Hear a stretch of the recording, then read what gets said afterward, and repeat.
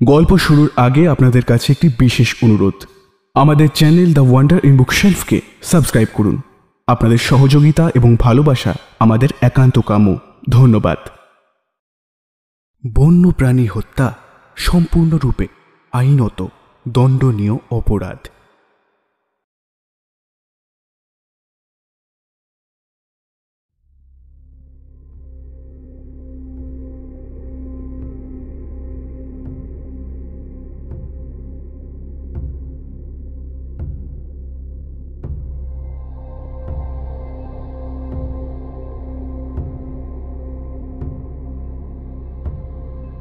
গল্পের দেশে আপনাদের নিয়ে যেতে আমরা আবার তৈরি। বিচিত্র এই দেশ রোমাঞ্চ এবং রহস্যে ভরা। সাহিত্যের এক বিপুল সম্ভার নিয়ে আমাদের বিশেষ প্রয়াস দ্য ওয়ান্ডার ইন বুকশেলফ। থাকবে বাংলা ও বিশ্ব সাহিত্যের ঝুলি থেকে বাছাই করা কিছু গল্প।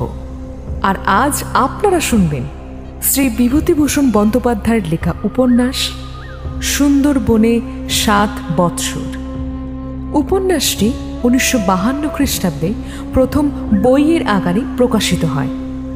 গল্পের কাহিনী তারও আগে রচিত হওয়ায় এতে এমন কিছু ঘটনার উল্লেখ আছে যার সাথে হয়তো বর্তমান সুন্দরবনের সেরকম সাদৃশ্য নেই। তাই শ্রোতা বন্ধুদের অনুরোধ যেন রচনার সময়কালের কথা মাথায় রেখে এবং গল্প শোনার আনন্দে আজকের এই গল্পটি উপভোগ করেন। গল্পটি ২টি পর্বে আমরা বিভক্ত করেছি। তাহলে শুরু হচ্ছে আজকের উপন্যাস সুন্দরবনে ৭ বৎসর।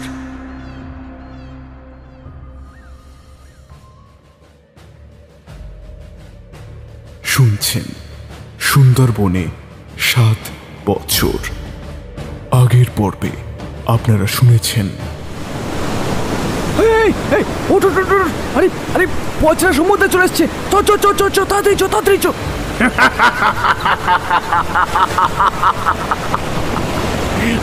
কি বলছো? সর্বনাশ, আমরা আরাকানি দস্যুদের হাতে পড়েছি।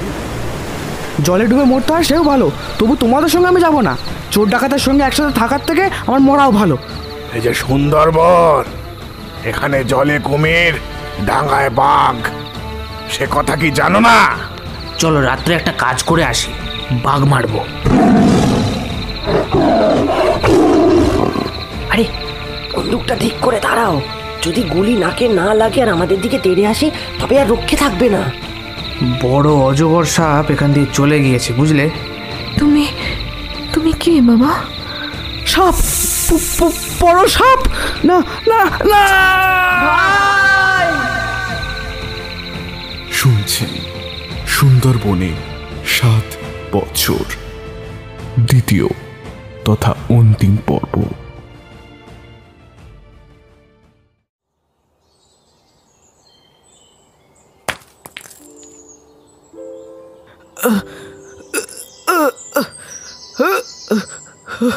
একটা মস্ত ইট কি পাথর ছোড়ার শব্দ কানে এলো।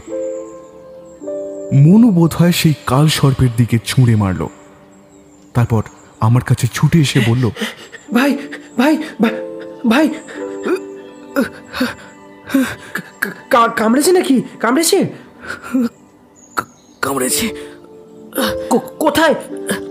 চলো তাড়াতাড়ি বাইরে চলো। ১০০ বার বারণ করলাম, ওর মধ্যে ঢুকো না। আমার সব কথা তোমার টক লাগে। এখন ভাই কথা বলো না বেশি, চলো বাইরে যাই। আমি ধরে নিয়ে যাচ্ছি, চলো। আমি নিজে যেতে পারবো, চলো। বাইরে এসে দুটো ছোট ছিদ্র দেখা গেল গোড়ালির কাছে। মনু আমার কোমরের কাপড় ছিঁড়ে ফেলে ৩টি শক্ত বাঁধন দিল। তারপর আমার হাত ধরে ডিঙিতে উঠিয়ে অতি দ্রুত ডিঙি বইতে লাগলো, কিন্তু উল্টো দিকে। যেদিকে বাড়ি সেই দিকে নয়। আমি ভুল দেখছি না তো? বললাম, ভাই মনু। চুপ। আমার মনে হয় সময় শেষ হয়ে এসেছে। আবার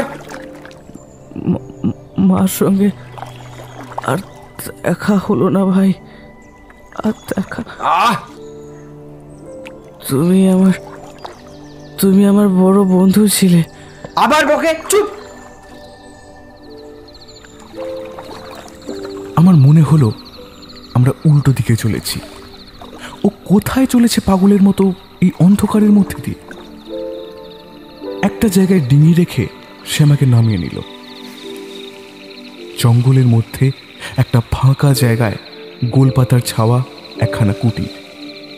কুটিরের সামনে গিয়ে সে ডাকলো, ওস্তাদজি, ও ওস্তাদজি। ঘর থেকে বের হয়ে আমাদের সামনে যে আসলো তাকে দেখে হাসবো না কাঁদবো ঠিক বুঝতে পারলাম না। লোকটা কি যাত্রা দলে নারদ? কারণ সেই রকমই সাদা লম্বা দাড়ি। তার বয়স যে কত তা আমার বোঝার কথা নয়, তবে সে যে অতি বৃদ্ধ এ বিষয়ে আমার কোনো ভুল নেই। বৃদ্ধ এসে অন্ধকারের মধ্যে আমাদের দেখে ভয় পেয়ে গেল। খানিক থতমত খেয়ে বলল, কে বাবা তোমরা? হ্যাঁ, মনু বলল, আমি আমি আমি ওস্তাদজি, ভালো করে চেয়ে দেখো। আমার এই ভাইকে জাতছাপে কামড়েছে, সময় নেই, একে বাঁচাও। ওস্তাদ তখনই আমার কাছে এসে বলল, কই দেখি দেখি, কোথায়? এই যে দাঁতের দাগ দেখো। ঠিক ঠিক, বাঁচবে, বাঁচবে তো? তেনার হাত, আমি কি জানি, যা বলি তা করো। বলো বলো। একে আরো বাঁধন দিতে হবে। এই নাও, দড়ি দিচ্ছি। আমাকে দুজনে মিলে কি কষেই না বাঁধল। এর যন্ত্রণার চেয়ে মৃত্যু বোধহয় বেশি ভালো ছিল। হঠাৎ কানে গেল মনু বলছে, ঘুমিও না ভাই, এই এই ঘুমিও না কিন্তু, ঘুমিও না কিন্তু। ঘুমাচ্ছি কে বলল? কিন্তু পরক্ষণই আমার মনে হলো দেশের বাড়ির দাওয়ায় আমি যেন বসে আছি। মা একবার কাছে এসে বললেন, কি হয়েছে নীলু? বাবা আমার কোথায়? কি হয়েছে? দেখি দেখি দেখি, কি হয়েছে কোথায়? মা আমার গায়ে তার কোমল হাত বুলিয়ে দিলেন। তারপর এক থালা গরম ভাত ও মাগুর মাছের ঝোল এনে আমায় খাওয়াতে বসলেন। আমি বললাম, মা মা, তোমাকে কতদিন দেখিনি মা, মা। মা হাসলেন, কি প্রসন্ন সে হাসি। বললাম, ওরা ধরে রেখেছিল, তোমার কাছে আসতে দিচ্ছিল না মা, আমি এসেছি। এই সময় আরো অনেক লোক আসলো আমাদের পাড়ার। বিলু পিসি, কার্তিক, সুনু, বৃন্দাবন্দা। ওরা আমায় দেখে বড় খুশি হলো। সকলেই বলল, ও মা, আমাদের নীলু যে, হ্যাঁ আমার ফিরে এসেছে। ও নীলু, নীলু আয় বাবা, আয় আয়। সে কি নীলু ফিরে এসেছে? হ্যাঁ, নীলু ফিরে এসেছে। আমি তন্দ্রা থেকে জাগিয়ে উঠলাম যেন। না, কেউ নেই, কেউ কোথাও নেই। মনু আমার চুলের ঝুঁটি ধরে টানছে, আর বৃদ্ধ ওঝা আমার পায়ের উপর ছপাত ছপাত বেতের বাড়ি মারছে। মনু ওকে জিজ্ঞাসা করলো, কি রকম বুঝছো ওস্তাদজি? ওস্তাদ বৃদ্ধ বলল, আশা আছে, কিন্তু ঘুমিয়ে না পড়ে আবার।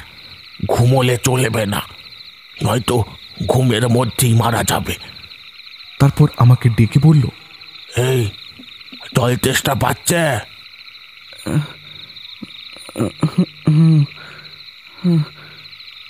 মনু, ওকে গরম জলটা খাইয়ে দাও এবার। হ্যাঁ, তুমি ততক্ষণ বেত মারো, ওই দেখো আবার ঢুলছে। দুজনে মিলে কি মার মারলো আমায়, আর কি পরিশ্রমটাই না করলো।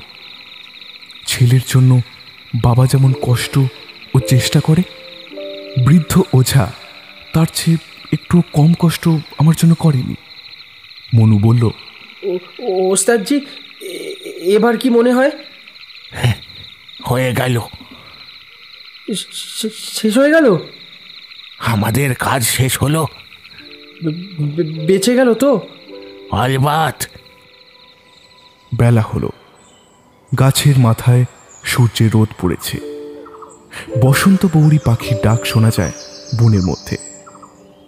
অনেকক্ষণ আগে বাঁধনগুলি কাটা হয়ে গিয়েছে, কিন্তু আমার পা অবশ।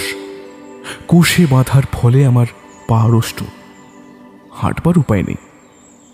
ওস্তাদ খেতে দিল আমাকে একটা পাতায় গরম ভাত ও গরম ফ্যান, একটা আস্ত জংলি গোড়া লেবু আর নুন। কোনো উপকরণের বাহুল্য নেই। সেই ভাত আর লেবুর রস বড় তৃপ্তি করে খেলাম। ডিঙিতে উঠবার সময় ওস্তাদ বৃদ্ধকে নমস্কার করে বললাম, আমি আমি আবার আসবো তোমার কাছে। অবশ্যই আসবে বাবা, অবশ্যই আসবে। তুমি আমার জীবন বাঁচিয়েছ আজ। তেনার হাত তিনি বাঁচিয়েছেন। ডিঙি বেয়ে যেতে যেতে কেবলই মনে হচ্ছিল এ আমার জীবনের এক নতুন সকাল। মানুষের মধ্যে যে ভগবান বাস করেন তা আজ বুঝেছি। হয়তো মনু আমার কে? কেন সে এত প্রাণের টান দেখালো আমাকে বাঁচাতে? বৃদ্ধ ওঝা সেই বা আমার কে? কেন সে সারা রাত জাগলো আমার জীবন ফেরাতে? মনুকে আজ এক নতুন চোখে দেখছি। ও আমার ভাই। ওদের কাছে আমি সারা জীবন থাকতে পারি। আমার মা না থাকলে হয়তো থাকতাম, নিশ্চয়ই থাকতাম। মনু বলল, ভালো মনে হচ্ছে এখন? তবে তখন যে বলছিলে শেষ হয়ে গেল। তুমি না থাকলে তাই হতো। তুমি আমার ভাই। থাক, কাল তো কত কথা বলছিলে, মনে নেই? সেসব ভুলে যাও মনু। এবার থেকে দুই ভাইয়ের মতো থাকবো, কেমন?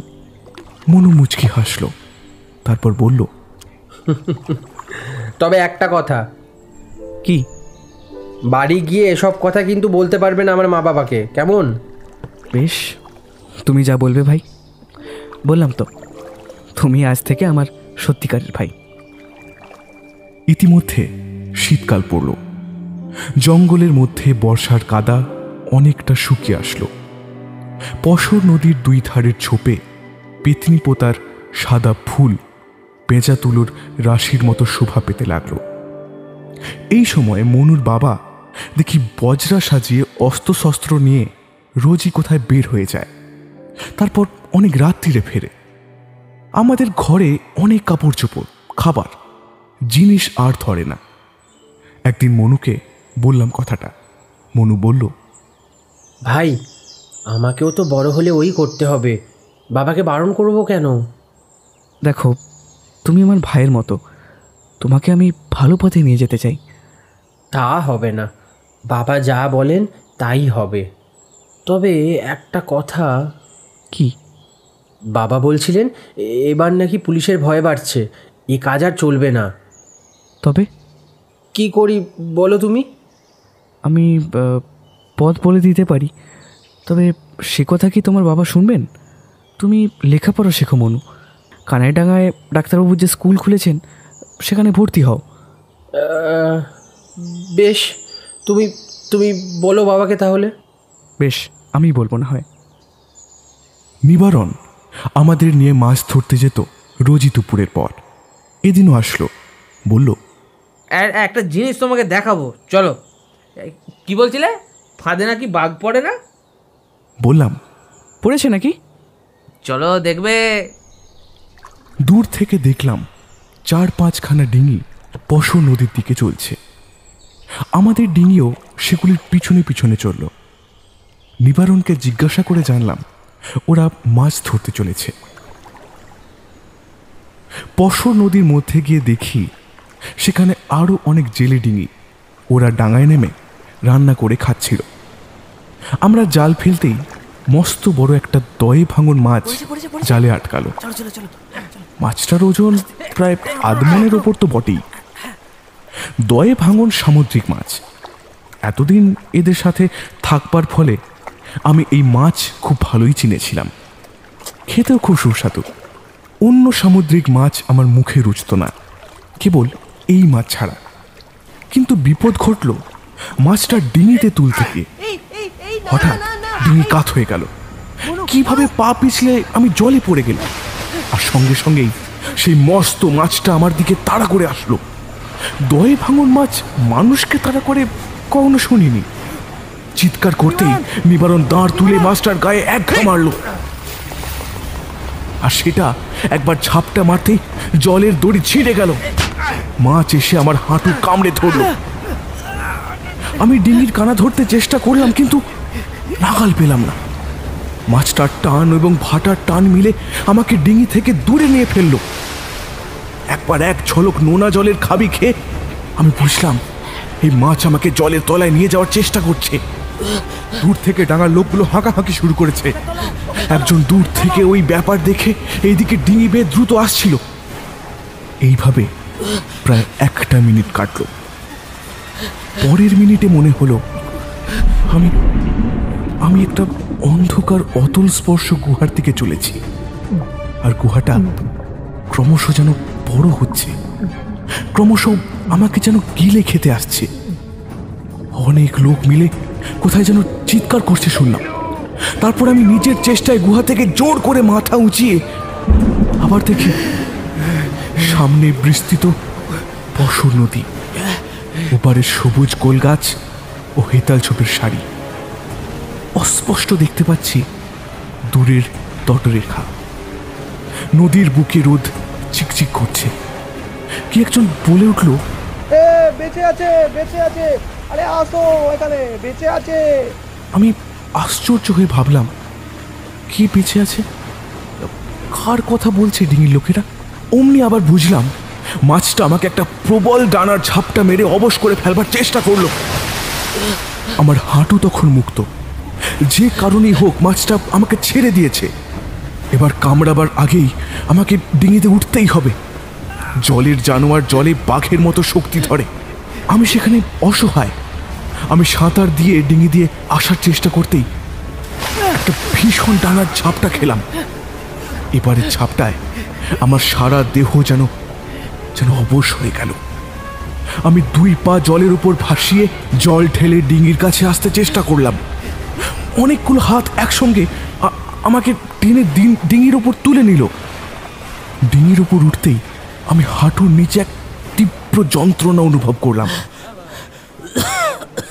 এতক্ষণ এই যন্ত্রণা আমি বুঝতে পারিনি। হাঁটুর নিচে তাকিয়ে দেখি রক্তে সে জায়গাটা লাল হয়ে গেছে। নিবারণ বলল, কি কামড় দিয়েছে দেখো। যন্ত্রণায় আমি মাঝে মাঝে অজ্ঞান হয়ে পড়ছিলাম, আবার মাঝে মাঝে জ্ঞান ফিরে আসছিল। অনেকে কি সব শিকড় বাকড়ের রস মাখাতে লাগলো, বাঁধাবাঁধি করলো। তারপর যখন ভালো জ্ঞান হলো তখন দেখি মনু আমার মাথার কাছে বসে আছে। আনন্দে ওর হাত জড়িয়ে ধরে বললাম, ভাই ভাই মনু, ভাই মনু, আমি আমি কোথায়? হ্যাঁ, চুপ করো, তুমি বাড়িতে। কি করে এলাম? কাল রাতে সবাই দিয়ে গিয়েছে। কাল রাত্রে? কাল রাতের কথা এই মানেটা বুঝলাম না। দুপুরে আমাকে মাছে কামড়েছিল জানি, তাই বলে এতক্ষণ আমার জ্ঞান ছিল না। বললাম, এখন বেলা কত? বিকেল হয়েছে। মাছটা মারা হয়েছে? কোন মাছ? যে মাছ আমাকে কামড়েছিল। তোমাকে তো কোনো মাছ কামড়ায়নি। তবে কে কামড়েছিল? হাঙরে। সে কি? আমি যে দেখলাম দয়ে ভাঙন মাছ চালে পড়লো। ওটা দয়ে ভাঙন ছিল না, ওটা ছিল মস্ত এক মানুষ খেকো হাঙর। আমার সারা দেহ শিউরে উঠল। চৈতন্য আবার লোপ পাওয়ার উপক্রম হলো। হাঙরের হাতে পড়ে কি কেউ বাঁচতে পারে? কি করে বেঁচে ফিরলাম? সর্বনাশ, আদৌ বেঁচে আছি তো? ডাকলাম, ও ভাই মনু। কথা বলো না। বলছি হাঙর কি করে জানা গেল? মানে কি বললো হাঙর? সেটা মারা পড়েছে। কাল দেখো, তার পেটে একটা মানুষের হাতের বালা পাওয়া গিয়েছে। হাঙর মিষ্টি জলেও যায়। কোনো গ্রামের কাউকে ধরেছিল ছোট মেয়ের হাতের বালা। কই দেখি বালাটা। এখন চুপ করে থাকো, কাল সব দেখাবো। পরদিন অনেকখানি সুস্থ হয়ে উঠলাম। নিবারণ এসে বলল, কেমন বাঘ দেখলে? কোথায় বাঘ? ফাঁদে পড়েছিল যে। আরে তোমাকে যে বাঘ প্রায় শেষই করে দিয়েছিল হে। জলের বাঘ, জলের বাঘ। তুমি কি আমাকে ওই বাঘ দেখাতে নিয়ে গেছিলে? ডাঙার বাঘও দেখাবো, দাঁড়াও জলের বাঘটা দেখাই। নিবারণ সেই প্রকাণ্ড হাঙর আমার সামনে টেনে আনলো। তার বিকট দর্শনপাটি দেখে আমি বুঝলাম কাল জলের মধ্যে আমার কি বিপদ গেছে। এই ভীষণ জলজ বাঘের হাত থেকে নিতান্ত যে রক্ষা পেয়েছি তা ভগবানের দয়া। মনু বলল, এই দেখো সেই বালা। এর আসল দাঁত তুমি দেখোনি, চামড়ার খাপে ঢাকা থাকে। এই দেখো, দেখাই। ছোট্ট বালা দুটো হাতে নিয়ে বড় কষ্ট হলো আমার। কোন বালিকার প্রাণনাশ করেছে এই হিংস্র নরখাদক জানোয়ারটা? দেখতে অবিকল দয়ে ভাঙন কিংবা আর মাছের মতো। খাপে ঢাকা ওর ছেদন দন্তগুলি খুরের মতো তীক্ষ্ণ ও ভয়ানক। পায়ের নিচের দিকে তাকিয়ে দেখি অনেকটা পটি দেওয়া। প্রায় 1 মাস পরে জংলি লতাপাতার রস মাখাতে মাখাতে সেই ঘা সেরে গেল। সকলে বলল পুনর্জন্ম, কারণ হাঙরের দাঁতের বিষে ঘা পচে মানুষ মৃত্যু মুখে পতিত হয়। এ দেশে প্রবাদ আছে, কুমিরে নিলে তবুও বাঁচে, হাঙরের খায় সাবার। রোগশয্যায় শুয়ে বড় দুর্বল হয়ে পড়েছি। বাড়ি থেকে বেশি দূর কোথাও যাই না আজকাল। একটা কেওড়া গাছের ছায়ায় বসে ছবি আঁকি আপন মনে, নয়তো মনুর সঙ্গে গল্প করি। বই পড়তে ভালোবাসি, কিন্তু এখানে বাংলা বই কোথায়? দেশে আমার বাবার কত ভালো ভালো বই আছে। সেদিন বিকালে কেওড়াতলায় বসে বড় মন খারাপ হয়ে গেল। যদি এই যাত্রা মরে যেতাম, তবে মায়ের সঙ্গে দেখা হওয়ার আশাও চিরতরে লুপ্ত হতো। মা কি ভাবছেন কি জানি? তিনি কি রোজ আমার কথা ভেবে চোখে জল ফেলেন? হঠাৎ মনু পিছন থেকে এসে আমার চোখ টিপে ধরল। বললাম, ছেড়ে দাও হে, আমি জানি তুমি কে। কি ভাবছো? জানো না? জানবো কি করে? হ্যাঁ, খুব জানো। বাড়ির কথা তো। তবে মায়ের কথা। মনু চুপ করে গেল। আমার বড় দুঃখ হয়। আমার দুঃখের কথায়, কষ্টের কথায় ও সহানুভূতি দেখায় না কেন? মনু আমাকে বলল, আমাকে লেখাপড়া শেখাবে? বাংলা না ইংরেজি? এই আমি কিন্তু মগ ভাষা জানি না।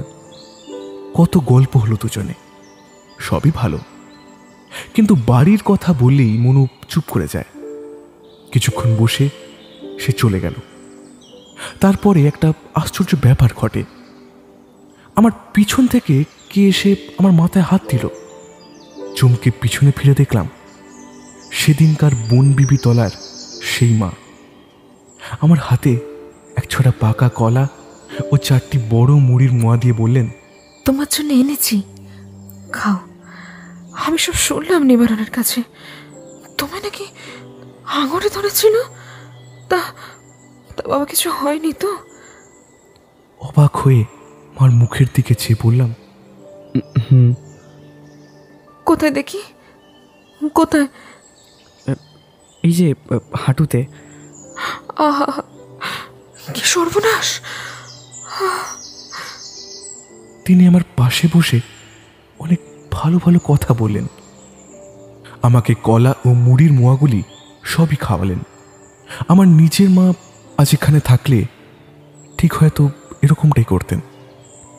খানিক পর এদিক ওদিক চেয়ে তিনি বললেন, তোমাকে তোমাকে বাড়ি পাঠাবার চেষ্টা করেছি অনেক, কিন্তু কিছুতেই পেরে উঠছি না।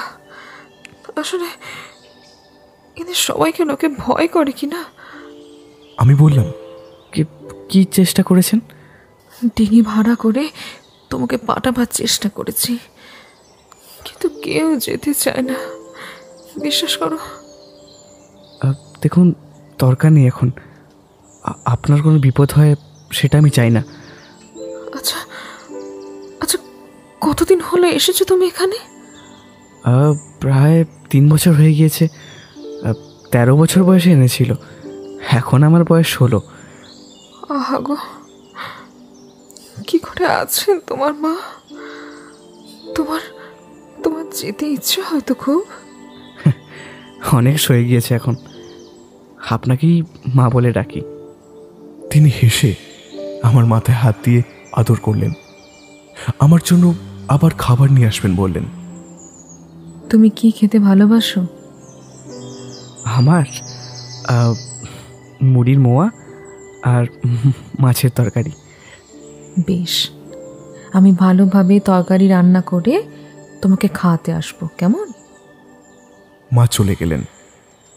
আমি এক দৃষ্টে তাকিয়ে থাকলাম সেদিকে। মনু একদিন আমায় বলল, ভাই, তোমার সঙ্গে একটা পরামর্শ আছে, চলো নিবারণ আসবার আগে আজ আমরা ডিঙি নিয়ে বের হই। পশো নদীর মধ্যে পড়ে আমরা ধীরে ধীরে অনেক দূর গেলাম। জঙ্গলের মধ্যে এক জায়গায় ডিঙি বেঁধে মনু আমায় গভীর জঙ্গলের মধ্যে নিয়ে গেল। তখন গ্রীষ্মের শেষ, বর্ষা দেখা দিয়েছে। নাবাল জমি ডুবতে শুরু হয়েছে। মৌমাছির উপদ্রবে জঙ্গলে হাঁটা নিরাপদ নয়, কারণ এই সময় মৌমাছির ঝাঁক গৃহহারা হয়ে ঘুরে বেড়ায়। বেতের টক ফল খেতে খেতে আমরা অনেকটা পথ গেলাম। সেখানে জঙ্গলের মধ্যে একটা গোলপাতার ঘর দেখে আশ্চর্য হয়ে মনুকে আমি জিজ্ঞাসা করতেই সে বলল, এই যে এখানে এসো এসো, বসা যাক। এই আমাদের ঘর। তোমাকে আর আমাকে আজ এখানে আসবার কথা বাবা বলে দিয়েছে। কেন? আরে আজ আমাদের বোম্বেটের কাজে ভর্তি হতে হবে। সে কি কথা? এটা জলের ডাকাতদের ঠাকুর ঘর, এখানে দীক্ষা হয়। দীক্ষা? ডাকাতদের কাছে ভর্তি হবার আগে এখানে পুজো দিতে হয়, অনেক কিছু করতে হয়। তোমাদের কথায় তো দীক্ষা বলে, সেদিন বইয়ে পড়লে যে। মনুকে ইতিমধ্যে আমি বই পড়িয়েছি খান কতক। বাংলা বেশ ভালোই শিখিয়েছি। বিদ্যার গুণে ওর মন যে ধীরে ধীরে পরিবর্তিত হয়েছে এ আমি বুঝেছি। হাজার হোক, আমাদের বয়স বেড়েছে, অনেক কিছু বুঝি, অনেক কিছুই ভাবি। মনুর বাবা যে এসব খুব একটা পছন্দ করেন না তাও জানি। মনুর অনুরোধে তিনি খুলনা থেকে বাংলা বই মাঝে মাঝে এনে দিয়েছেন বটে, কিন্তু অবসর সময়ে তাকে বলেন, বেশি বই পড়ে কি বাঙালি হয়ে যাবে নাকি? অত বই পড়ার মধ্যে কি আছে? মনুর কথা শুনে প্রমাদ গুনলাম, আমাকেও কি ডাকাত হতে হবে নাকি? মনু বলল, আমার অনুরোধে তোমায় বিক্রি করা হয়নি। তোমার আমার ভাব দেখে বাবা ঠিক করেছেন আমাদের একসঙ্গে রাখবেন, নইলে আরাকানে কিংবা রেঙ্গুনে তোমায় বিক্রি করা হতো। বলো কি? তা এখন কি করবে ভাবছো? তুমি যা বলবে তাই করব, ওই জন্যই তো একটু আগে তোমাকে নিয়ে এলাম। বেশি কথা বলবার সময় পাওয়া গেল না। মনুর বাবা ও আরো কয়েকজন লোক এসে পড়ল। এই দস্যুদের আমি একদম দেখতে পারি না। মনুর বাবার মধ্যে মানুষের হৃদয় নেই সেটা জানি, থাকলে আমায় এইভাবে বন্দি করে রাখতে পারতেন কি? মনুর বাবা বললেন, সব তৈরি হয়ে নাও, আজ তোমাদের ভর্তি হবার দিন। নেশো নদীর জলে মুরগি বলি দিয়ে আমরা কাজ শুরু করে দেব। আমি বললাম, কি কাজ? বললাম যে আমাদের দলে তোমাদের ভর্তি নেব আজ। দেখুন, আপনি মনুকে নিন, আমি ডাকাতি বাকাতি করতে পারবো না। তোমার কথায় হবে? হ্যাঁ, দেখুন, আপনি আমার বাবার মতো, মিথ্যে কথা বলবো না আপনার সঙ্গে। আমি ভদ্রবংশের ছেলে, এই কাজ আমার নয়। আমার বয়স 17 বছর, আমি সব বুঝি। ও সব চলবে না। দেখুন, মানুষ খুন করে আমার দ্বারা হবে না, লুটপাটও হবে না। তোমাকে বিক্রি করে দেব, জানো না? তখন চাকর হয়ে চীন দেশে গিয়ে থাকতে হবে, তখন বুঝবে। যা হয় করুন, কিন্তু ডাকাতি আমার দ্বারা হবে না। মনু বলল। বাবা, আমারও একই মত। মনুর বাবা ভয়ানক রেগে গেলেন, আমাকে বললেন, তোমার সঙ্গে মিশে মনু উচ্ছন্নে গেছে দেখছি, সেটা আমি আগেই সন্দেহ করেছি। আর শুধু তোমাদের পরীক্ষা করার জন্য এখানে এনেছি। তা জানো কি করতে চাও তোমরা? কি করে খাবে পরে? আমি আকাশের দিকে আঙুল দেখিয়ে বললাম, ওর ওপর নির্ভর করুন, উনি যা করার করবেন। পরের জিনিস লুট করে খেতে নিশ্চয়ই বলবেন না। আপনারও তো বয়স হয়েছে, ভেবে দেখুন একবার। মনুর বাবা একে রেগেই ছিলেন। এবার আমার মুখে ভগবানের কথা শুনে যেন তেলে বেগুনে জ্বলে আমাকে লাঠি তুলে মারতে আসলেন। মনু গিয়ে তার হাতে লাঠি ধরে ফেলল। তার সঙ্গের লোকেরাও তখন তাকে বাধা দিল। ওদের মধ্যে একজন বলল, এরা সব বলছে, একটু ভেবে দেখুন সর্দারজি, সত্যি ডাকাতি করা চলবে না। শুধু পশা নদীতে দুখানা পুলিশের লঞ্চ সবসময় ঘুরছে। ফরেস্ট বিভাগের লোকজন আজকাল খুব সতর্ক। মনু বলল, বাবা, আপনারা যা করেছেন তা করেছেন, সময় বদলাচ্ছে। ভেবে দেখুন, আগে যা করেছেন তা এখন কি আর করতে পারেন? এই পর্যন্ত কথা হয়েছে এমন সময় জঙ্গলের ওধারে হুইসেল শোনা গেল এবং সঙ্গে সঙ্গে একবার বন্দুকের আওয়াজ হলো। আমরা জঙ্গলের দিকে ছুটে যাচ্ছি এমন সময় জন চারেক পুলিশের পোশাক পরা লোককে অদূরে দেখতে পেলাম। দেখেই মনে হলো এরা সকলেই বাঙালি। একজন আমাদের দিকে ছুটে আসলো। চেয়ে দেখলাম মনুর বাবার মুখ একেবারে শুকিয়ে গিয়েছে। তিনি বেশ বুঝেছেন এবার আর কোনো উপায় নেই। পুলিশ কি তারই সন্ধানে এসেছে? পরক্ষণেই দেখা গেল যে তারা পুলিশ ঠিক নয়, ফরেস্ট ডিপার্টমেন্টের লোক। তারা মনুর বাবাকে জিজ্ঞাসা করলেন, তোমরা যাত্রী? কিসের? পুজো দিতে এসেছি ঠাকুরের কাছে। কিসের ঘর এটা? ওই পনবিবি তরকা ঘর। তা তুমি দেখছি মগ। কি নাম, কি করো? আমার নাম টুং পেনু। আমি মাছ ধরা জেলে। এরা সব আমার লোক। মাছ ধরো? কোথায় ধরো? পশর নদীর মধ্যে আর খালে। কই মাছ ধরার পাশ আছে? দেখাও। এখানে তো মাছ ধরতে আসিনি হুজুর, ওই তরকাতলায় পুজো দিতে এসেছি। কিন্তু খবরদার, গাছ কাটবে না কেউ। না না, সে কি কথা, গাছ কাটবো কেন? তাদের মধ্যে একজন আমার দিকে অনেকক্ষণ থেকে চেয়েছিল। আমার কাছে এসে এবার সে বলল, আচ্ছা, এ কে? আমার এখানে কাজ করে। ও বাবা, এ তো দেখছি বাঙালি। ওর কেউ নেই, অনেক দিন থেকে আমার কাছে আছে। তোমার নাম কি হে ছোকরা? আমার বুকের ভিতর ঠিপ ঠিপ করছে। চেয়ে দেখলাম ওদের সকলের মুখ কেমন একটা সাদা হয়ে গিয়েছে, এমনকি মনুরও। এই তো আমার অবসর, এই সময় কেন না বলি আমার আসল কথা? ওরা দুজন বন্দুকধারী লোক, ওদের কাছে এরা কি করবে? আমার মুক্তির এই তো শুভক্ষণ উপস্থিত। মনুর দিকে তাকিয়ে দেখলাম তার চোখ মুখে কাতর প্রার্থনার আকুতি। মনুর বাবার মুখও একদম শুকিয়ে গিয়েছে। উদ্বিগ্ন দৃষ্টি আমার মুখের দিকেই নিবদ্ধ। ভগবান এবার কি সুবিচার করেছেন? দয়া করে কি শুভক্ষণ জুটিয়ে দিয়েছেন? একবার মুখের কথা খসাই না কেন?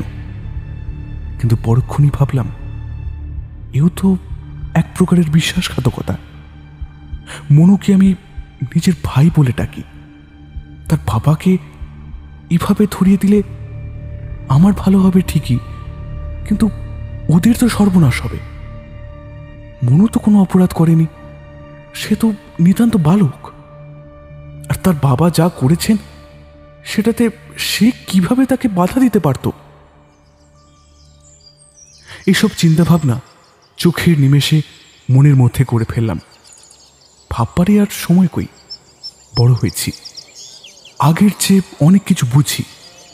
পুলিশের লোকের মুখের দিকে তাকিয়ে বললাম, আমি এদের সঙ্গে এখানে কাজ করি, অনেক দিন হলোই এখানে আছি।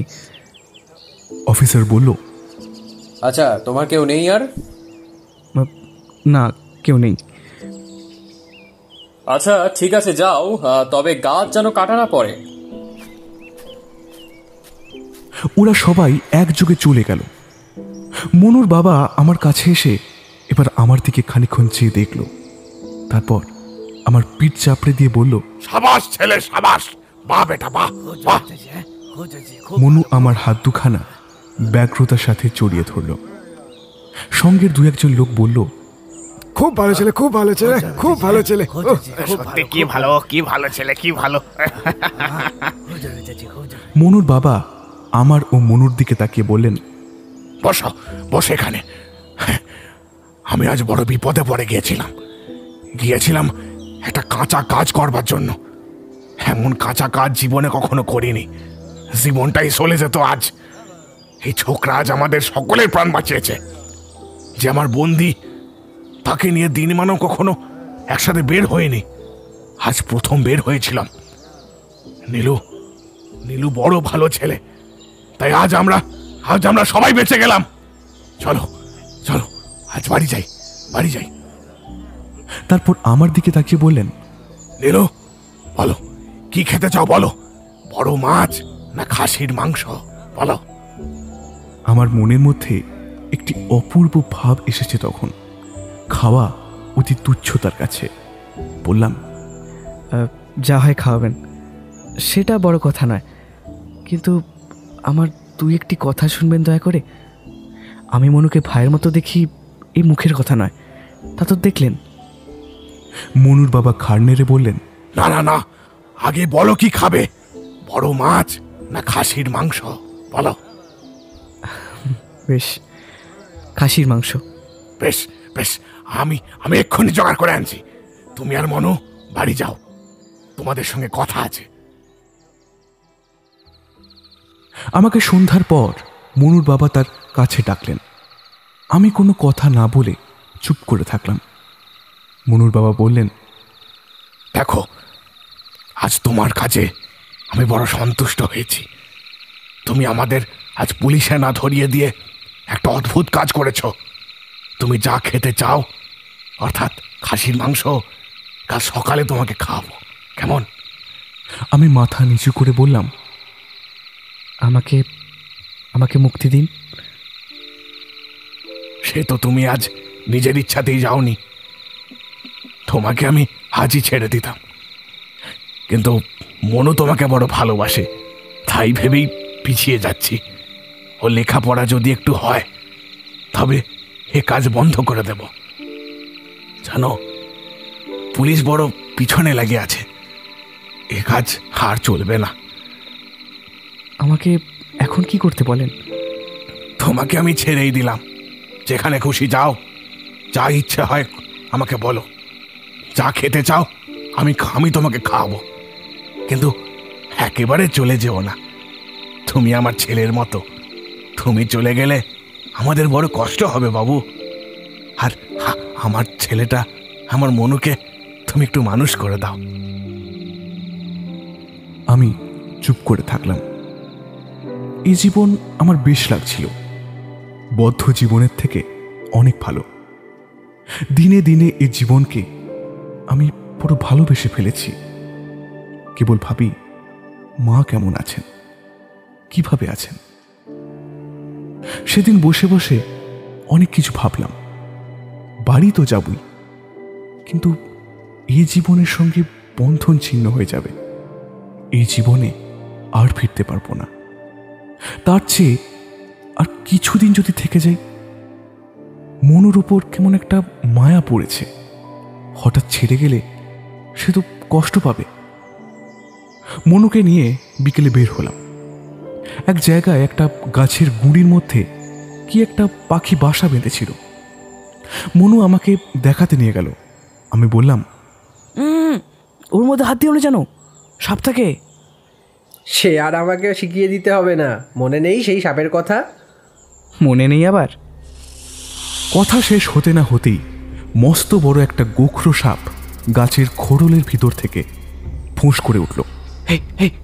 মনু। মনু অমনি সাপটার গলা চেপে ধরল টান হাতে।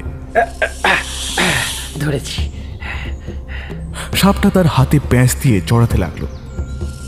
সে এক ভয়ানক দৃশ্য। আমি তাড়াতাড়ি হাতের দা দিয়ে সাপটাকে খানিকটা কেটে ফেললাম।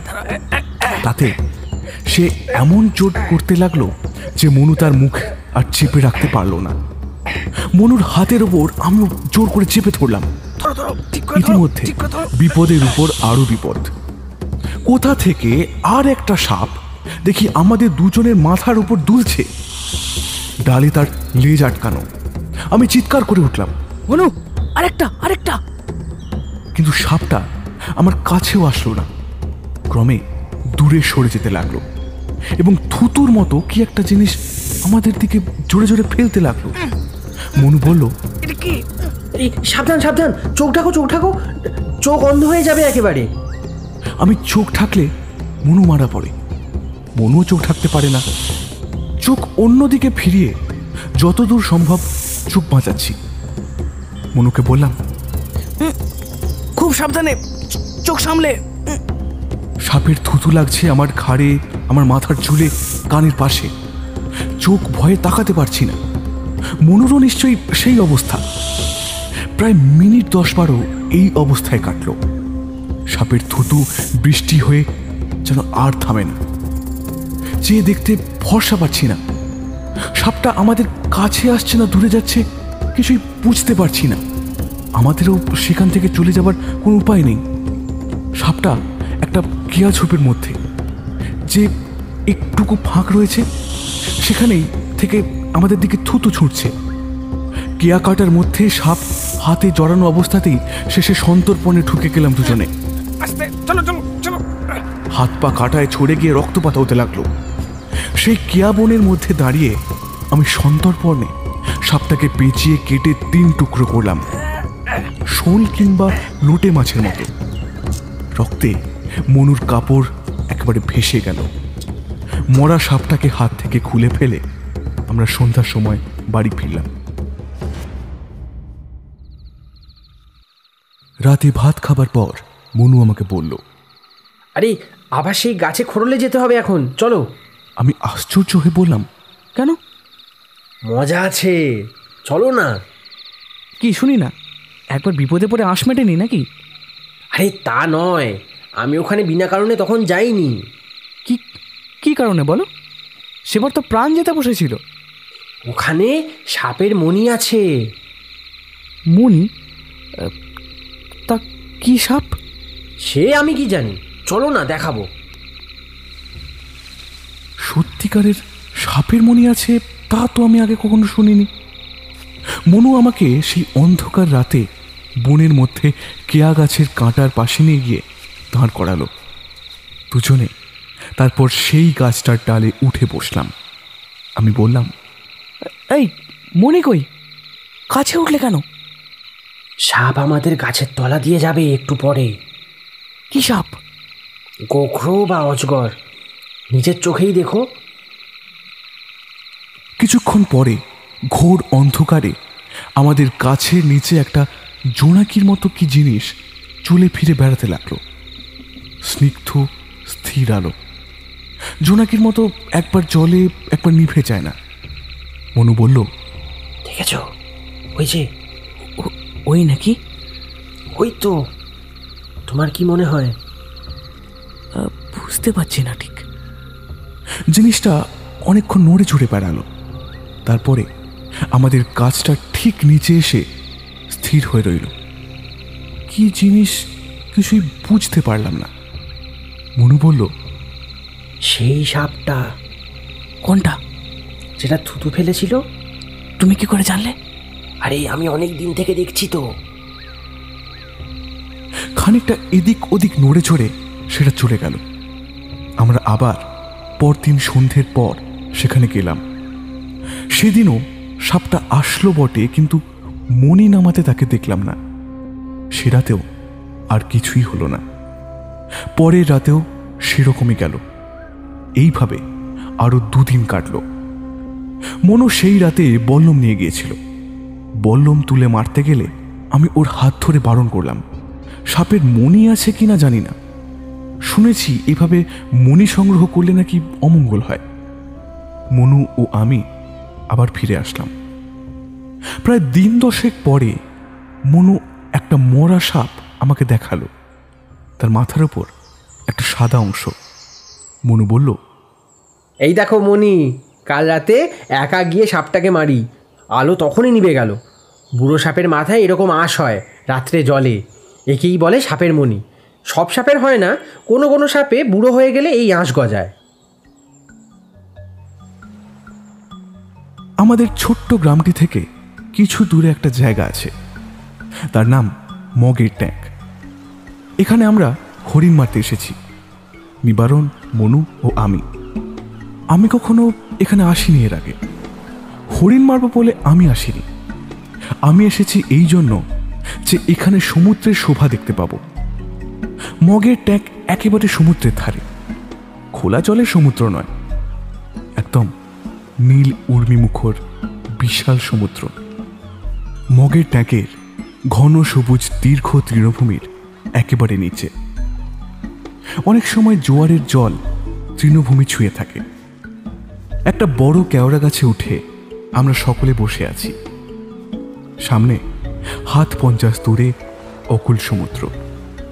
কাছের উপর থেকে কি অদ্ভুত সে দৃশ্য! বড় বড় ঢেউয়ের দল আছাড় খেয়ে পড়ছে মগের ট্যাঙ্কের নিচের বেলাভূমিতে।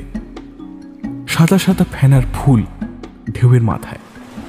মনু বলল, কেমন মাছ ধরবার জায়গা? হ্যাঁ, তার চেয়েও ভালো এর চমৎকার দৃশ্য। সে তো সব জায়গায় আছে, তবে এমন মাছের জায়গা কিন্তু কোথাও নেই। আরাকান থেকে মগ জেলেরা এসে এখানে আগে মাছ ধরতো, তাই এর নাম মগের ট্যাঙ্ক। গোলপাতার ঘর বানিয়ে এখানে 2-3 মাস বাস করতো, মাছও যা ধরতো। ভুল করছো মনু, এই চমৎকার দৃশ্য সব জায়গায় নেই। এদিকটা একবার চেয়ে দেখো, এমন আকাশ, এমন নীল রং। কই, আমি তো এসব দেখতে পাই না।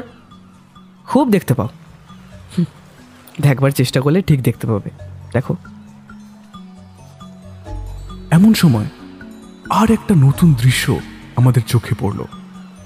এক পাল হরিণ অদূরে জঙ্গল থেকে বেরিয়ে তৃণভূমির মধ্যে সরু পথ দিয়ে এইদিকেই আসছে। সরু পথ, সুতরাং হরিণগুলো একটির পিছনে আরেকটি দীর্ঘ সারি দিয়ে আসছে। পথও আঁকাবাঁকা, তাই হরিণের দীর্ঘ সারির গতিও আঁকাবাঁকা। সব শুদ্ধ মিলে যেন একটা ছবি। মনু আমার দিকে তাকালো, তার হাতে বন্দুক। আমি ইশারায় বারণ করলাম। এমন সুন্দর মনোরম হরিণের সারি কি বন্দুকের গুলির নিষ্ঠুর আঘাতে ভেঙে দেওয়া যায়? সেটা মানুষের কাজ হবে কি? মনু না বুঝে আমায় চুপি চুপি বলল, এই, তুমি গুলি করবে? না। তবে আমি মারি? না, চুপ করে থেকো, শুধু দেখে যাও। মনু আর আগের মতো নেই, নয়তো আমার কথা সে শুনতো না। সে মগ ডাকাতির ছেলে, বোঝে লুটপাট, রক্তপাত। তবে আমার সঙ্গে মিশে সে বুঝেছে নিষ্ঠুর রক্তপাতই জীবনের শেষ কথা নয়। দয়া বলে জিনিস আছে, সৌন্দর্য বলেও জিনিস আছে। যদিও সবটা বুঝতে পারে না, তবুও বোঝার চেষ্টা করে। হরিণের দল সমুদ্রের ধারে গিয়ে দাঁড়ালো মগ ট্যাঙ্কের নির্জন নাকে। নাক সেখানে সমুদ্রে ঢুকেছে। সামনে নীল সমুদ্র, তার তীরে নির্জন তৃণভূমিতে বিচরণরত একদল হরিণ। এর মতো সুন্দর ছবি জীবনে কখনো দেখিনি। বন্দুকের বেখাপ্পা আওয়াজ করে সে ছবি নষ্ট করতে দেব না। নিবারণ শীষ দিল। শীষের শব্দে হরিণগুলি চমকে এদিক ওদিক তাকাতে লাগলো। নিবারণ বলল, মারো মারো, এইবার মারো মারো। মনু বলল, সব পালালো। এমন ছবিটা ভেঙে দিলে নিবারণ। নিবারণ গাছ থেকে লাফিয়ে হরিণের দলের পিছু পিছু ছুটল। হরিণেরা প্রাণের ভয়ে তৃণভূমিতে ইতস্তত বিশৃঙ্খলভাবে ছড়িয়ে পড়েছে। সেই বা কি সুন্দর ছবি! সবগুলো একে একে ঢুকে পড়ল বনের মধ্যে এবং অদৃশ্য হয়ে গেল চোখের পলকে। নিবারণ ওদের সঙ্গে বনের মধ্যে ঢুকলো। আমরা সেখানে দাঁড়িয়ে তখন সমুদ্র দেখছি। প্রায় মিনিট 10 কেটে গেছে। এমন সময় বাবু, আরে কি হলো কি হলো? জঙ্গলের মধ্যে নিবারণের আর্ত চিৎকার শুনে দুজনেই জঙ্গলের দিকে ছুটলাম। আমার মনে হলো গাছের উপর থেকে শটটি আসছে। মনুকে সাবধান করে দিলাম। খানিকটা গিয়ে দেখি নিবারণ একটা কেওড়া গাছের ওপর বসে পরিত্রাহী চিৎকার করছে। বাবু, কেন সেই রকম চিৎকার করছে কিছুই বুঝতে পারলাম না। মনুকে আবার সাবধান করে দিলাম। মনু বলল, কি কি হয়েছে নিবারণ? নিবারণ হাত নেড়ে বলল, এসো না, এসো না, হেদো গাছের তলায় বাঘ। মনে হয় হরিণের দলটাকে তাড়া করেছিল। আমার গাছের তলাতেই বাঘ দাঁড়িয়ে আছে। উঠে পড়ো, উঠে পড়ো। ওর গাছের তলায় বড় বড় হোদো গাছের জঙ্গল। হোদো জঙ্গলে বাঘ লুকিয়ে থাকলে বাইরে থেকে বোঝা যায় না। হোদো গাছের পাতা বিদ্যা পাতার মতো প্রায় 4 হাত পর্যন্ত লম্বা হয়। এগুলিকে ইংরেজিতে টাইগার ফার্ন বলে, তা পরে জেনেছিলাম। মনু আমার হাত ধরে গাছের গাছটিতে উঠতে যাবে এমন সময় হোদো জঙ্গল দুলিয়ে বাঘ নিঃশব্দে এক লাফ দিয়ে মনু আগে যেখানে দাঁড়িয়েছিল সেখানে এসে পড়ল। অর্থাৎ মনু আমাকে নিয়ে না সরলে সেই ভীষণ বাঘটা অব্যর্থ লক্ষ্য তাকে ও আমাকে পিষে ফেলত। বাঘে খাওয়া কিংবা আঁচড়ানো কামড়ানো পরের কথা। 7-8 মণ ওজনের একটা বাঘের তীব্র লাফের পূর্ণ ঝাপটেই তো আমাদের প্রাণ বের হয়ে যেতে পারত। মনু সঙ্গে সঙ্গে বন্দুক তুলে গুলি করলো। গুলি খেয়ে বাঘ আর একটা লাফ মারল। মনু গুলি করে বাঁদিকে লাফ দিয়ে সরে গিয়েছে। বাঘ আবার আরেক লাফ মারল, কিন্তু আমাদের দিকে নয়, সেই টাইগার ফার্নের জঙ্গলের মধ্যে। ততক্ষণ আমি আর মনু গাছের উপর উঠেছি। নিবারণ হাত নেড়ে বলল, ভাই, আমাকে আমাকে বাঁচাও। কেন? তুমিও তো গাছের ওপর। আমার হাতে কি আছে? আমি নামবো কেমন করে? ও যদি লাফ দিয়ে গাছে ওঠে? কিচ্ছু হয়নি, চুপ করে থাকো। আরে জানো না, আহত বাঘ বড় ভয়ানক জানোয়ার। সেই অবস্থায় রাত নেমে এলো। ভয়ে আমরা কেউ আর গাছ থেকে নামতে সাহস করলাম না। আহত বাঘটা হয়তো ওত পেতে আছে ওই টাইগার ফার্নের জঙ্গলে। নামলেই হয়তো লাফ দিয়ে খাড়ির উপর এসে পড়বে। আকাশে তারা ফুটে উঠল। সমুদ্রের তীর থেকে হাওয়া বইতে লাগলো। কিন্তু সমুদ্রের ঢেউ কি আলো চলে? হ্যাঁ, রাশি রাশি জোনাকি জলে প্রত্যেক ঢেউয়ের উল্টানো পাল্টানো খাঁজে খাঁজে পারে। মনু চেঁচিয়ে বলল, নিবারণ, ঘুমিয়ে পড়ো না কিন্তু, পড়ে যাবে একেবারে বাঘের মুখে। নিবারণ বলল, উহ, খিদে পেয়েছে, পেট জ্বলছে খিদেতে। এই চুপ করে থাকো তো। আমি বললাম, তুমি বরং আকাশ দেখো, বুঝলে? মনু ও আমি দুজনেই একসাথে হেসে উঠলাম। সকাল হলে আমরা গাছ থেকে নেমে শিশির ভেজা তৃণক্ষেত্রের মধ্যে দিয়ে সমুদ্র তীরে আসলাম। সেখানে বসে বসে সমুদ্রের শোভা দেখলাম। পরে ডিঙিতে চড়ে আবার বাড়ি ফিরলাম। আসবার সময় নিবারণকে একটা কথা জিজ্ঞাসা করি। সেই জিজ্ঞাসাটা আমার জীবনে একটা মস্ত বড় কাজ করলো। এখনো তা ভাবি। নিবারণকে বললাম, আচ্ছা নিবারণ, আমাদের বাড়ি থেকে ওই মগের ট্যাঙ্ক কত দূরে? ওই ক্রোশখানে। আমি ওকে আর কিছু বলিনি, কিন্তু মনে ভাবি 1 ক্রোশ তো বেশি দূর নয়। তবে মাঝে মাঝে একাই আসবো। সমুদ্রের এমন দৃশ্য কোথায় পাবো? এমন রূপ। মনুর বাবা আজকাল আমার উপর বড় সন্তুষ্ট। কোথাও যেতে আসতে আমার আর কোনো বাধা নেই। সেদিন আমার মেজাজ তিনি বুঝে নিয়েছেন। আমার সঙ্গে অনেক পরামর্শ করেছেন। আজকাল পুলিশের ভয় ক্রমেই বাড়ছে, সেদিন আর নেই। মনুকে লেখাপড়া শিখিয়ে আরাকনের সেগুন কাঠের ব্যবসা করে দেবেন তিনি। আমরা 2 ভাই মিলে সেই ব্যবসা চালাবো। আমি বলেছি আমাকে ছেড়ে দিন, দেশের ছেলে দেশে ফিরে চাই। মনুর বাবা নাও বলেন না, আবার হ্যাঁও বলেন না। কিন্তু ও বিষয়ে পাকাপাকি স্থির করল নিয়তি। সেটাই এখন বলছি। আমার সেদিনের উদারতার পুরস্কার স্বরূপ নিয়তি আমাকে হাতে ধরে চালনা করল। শরৎকাল তখন শেষ হয়ে আসছিল। এই সময় মগের ট্যাঙ্কে তৃণভূমি জেগে ওঠে। নতুন তৃণভূমিতে হরিণের দল আসে। তাছাড়া আছে সেই নীল সমুদ্রের মুক্ত রূপ। একবার দেখে কি আর স্বাদ মেটে? একদিন একা একটা ডিঙি নিয়ে বেরোলাম দুপুরের পর। আমি একা কখনো এ পথে আসিনি। একটা খাঁড়ির মধ্যে ডিঙি ঢুকিয়ে ভাবলাম সামনের খাল দিয়ে বের হব। অমন অনেক খাঁড়ি আছে এদিক ওদিকে, গোলপাতার ও গড়ান জঙ্গলের ফাঁকে ফাঁকে। মন অন্যমনস্ক ছিল, কিন্তু হঠাৎ মনে হলো এ কোথায় আসলাম? আমার বাঁ পাশে অগণিত হেতাল ঝোপ আর টাইগার ফার্মের জঙ্গল।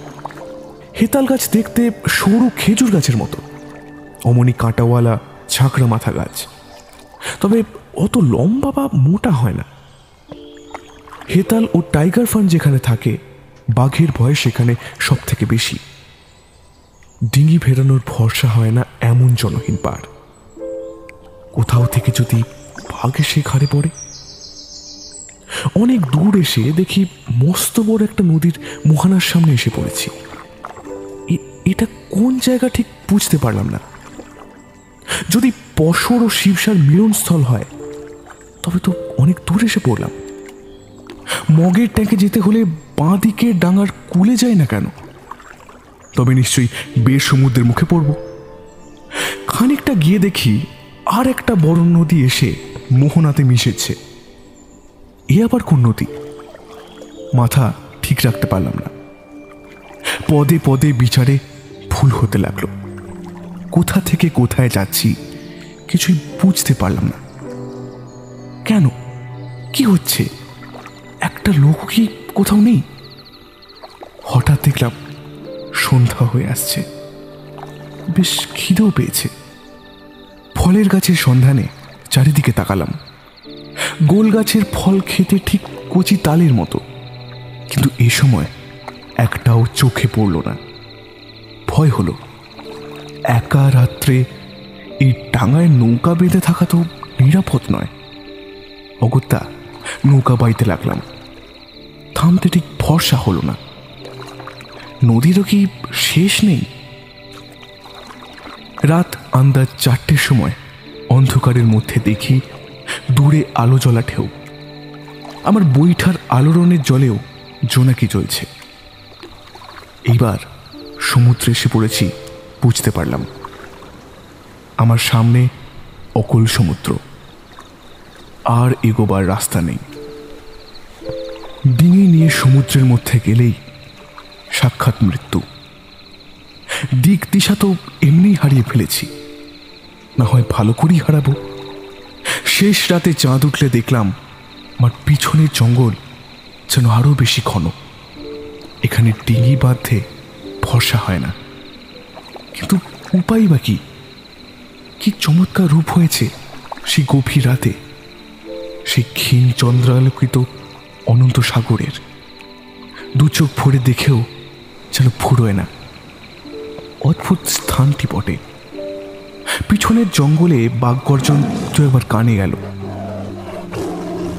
ভোরের দিকে ভাটার সঙ্গে আর একটা সমূহ বিপদ। ঢেউ উত্তাল হয়ে উঠে কুলে যেভাবে আছড়ে পড়তে লাগলো, তাতে ডিঙি বাঁচানো হলো এক মহা সমস্যা। এখনই ঢেউয়ের আছড়ে চূর্ণ বিচূর্ণ হয়ে যাবে ডিঙি। তখন সামলাতে গিয়ে ডুবে মরবো শেষে। ডিঙি থেকে নেমে ডিঙির মুখ ধরে সমুদ্র দিকে ফিরলাম। সামনে একমাত্র ভরসা সমুদ্রের মধ্যে ডাঙা থেকে দূরে যাওয়া।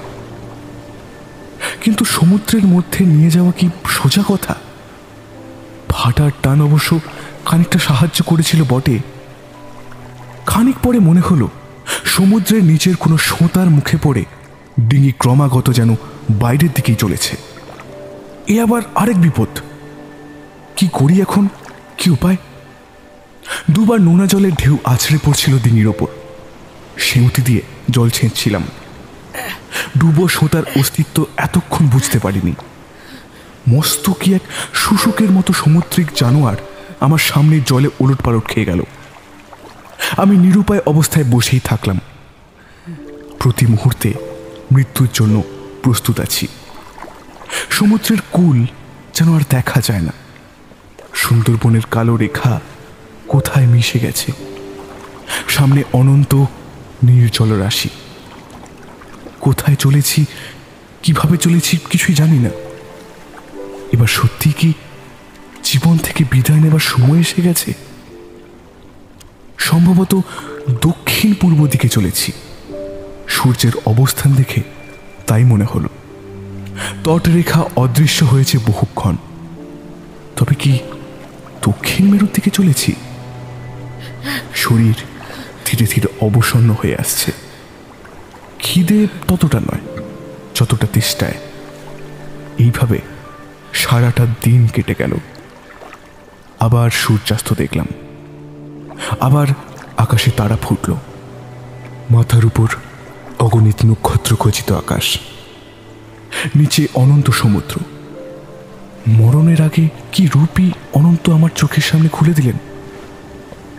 মরব বটে, কিন্তু কাকে বলে যাব যে কি দেখে মরলাম? অনেক রাতে কোথায় যেন বাঁদিকে বুম বুম করে কামানের আওয়াজের মতো শব্দ কানে আসলো। অন্ধকারের মধ্যে চেয়ে দেখলাম, কিন্তু কিছুই বুঝতে পারলাম না। শেষ রাতে খুব শীত করতে লাগলো। বোধহয় ঘুমিয়ে পড়েছিলাম। উঠে দেখি ডিঙি সমুদ্রে স্থির হয়ে আছে। সূর্য তখন অনেক দূরে উঠে গেছে। চারিদিকে নীল জলরাশি যেন চিকচিক করছে প্রখর রোদে। বেলা বাড়বার সঙ্গে সঙ্গে তেষ্টাটাও বড় বাড়ল। বিকেলের দিকে মনে হলো আমার বহু দূরে ডান দিক দিয়ে যেন একখানা জাহাজ যাচ্ছে। পরনের কাপড় খুলে উড়িয়ে দিলাম, নাড়তে লাগলাম, কিন্তু তারা কেউ বুঝতে পারল না। খানিক পর অন্যদিকে অদৃশ্য হয়ে গেল।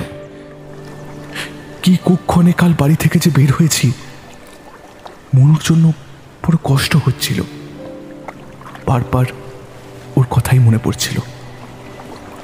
ওর কথা আর তুই মার কথা, বন বিপিতলার সেই মায়ের কথাও যে কতবার মনে পড়ল। আবার রাত আসলো, আবার তারা ফুটে উঠল। সেই রাতের শেষে আমি ঘুমিয়ে পড়লাম কি অজ্ঞান হলাম জানি না। পৃথিবী ও সমুদ্র সে রাতে সব মুছে গেল।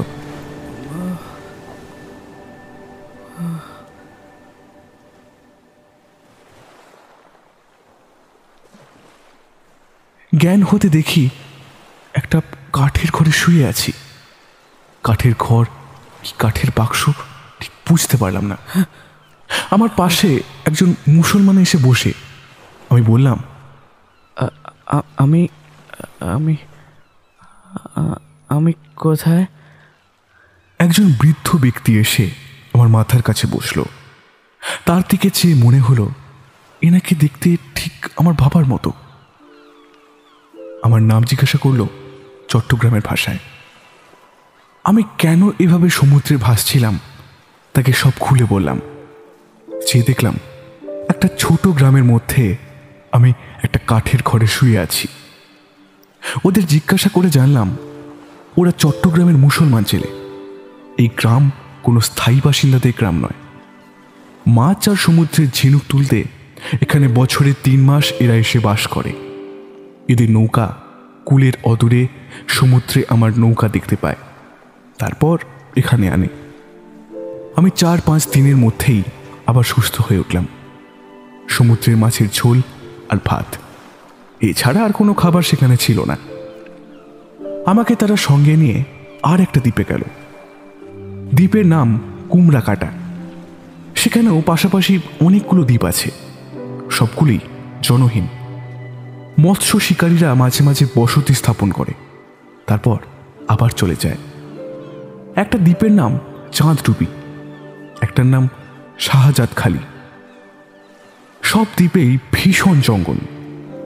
মিষ্টি জলের খাঁড়ি কেবল চাঁদডুবি ছাড়া অন্য কোনো দ্বীপে নেই বলে আমরা সেখানে নৌকা লাগিয়ে মিষ্টি জলের সন্ধানে গেলাম।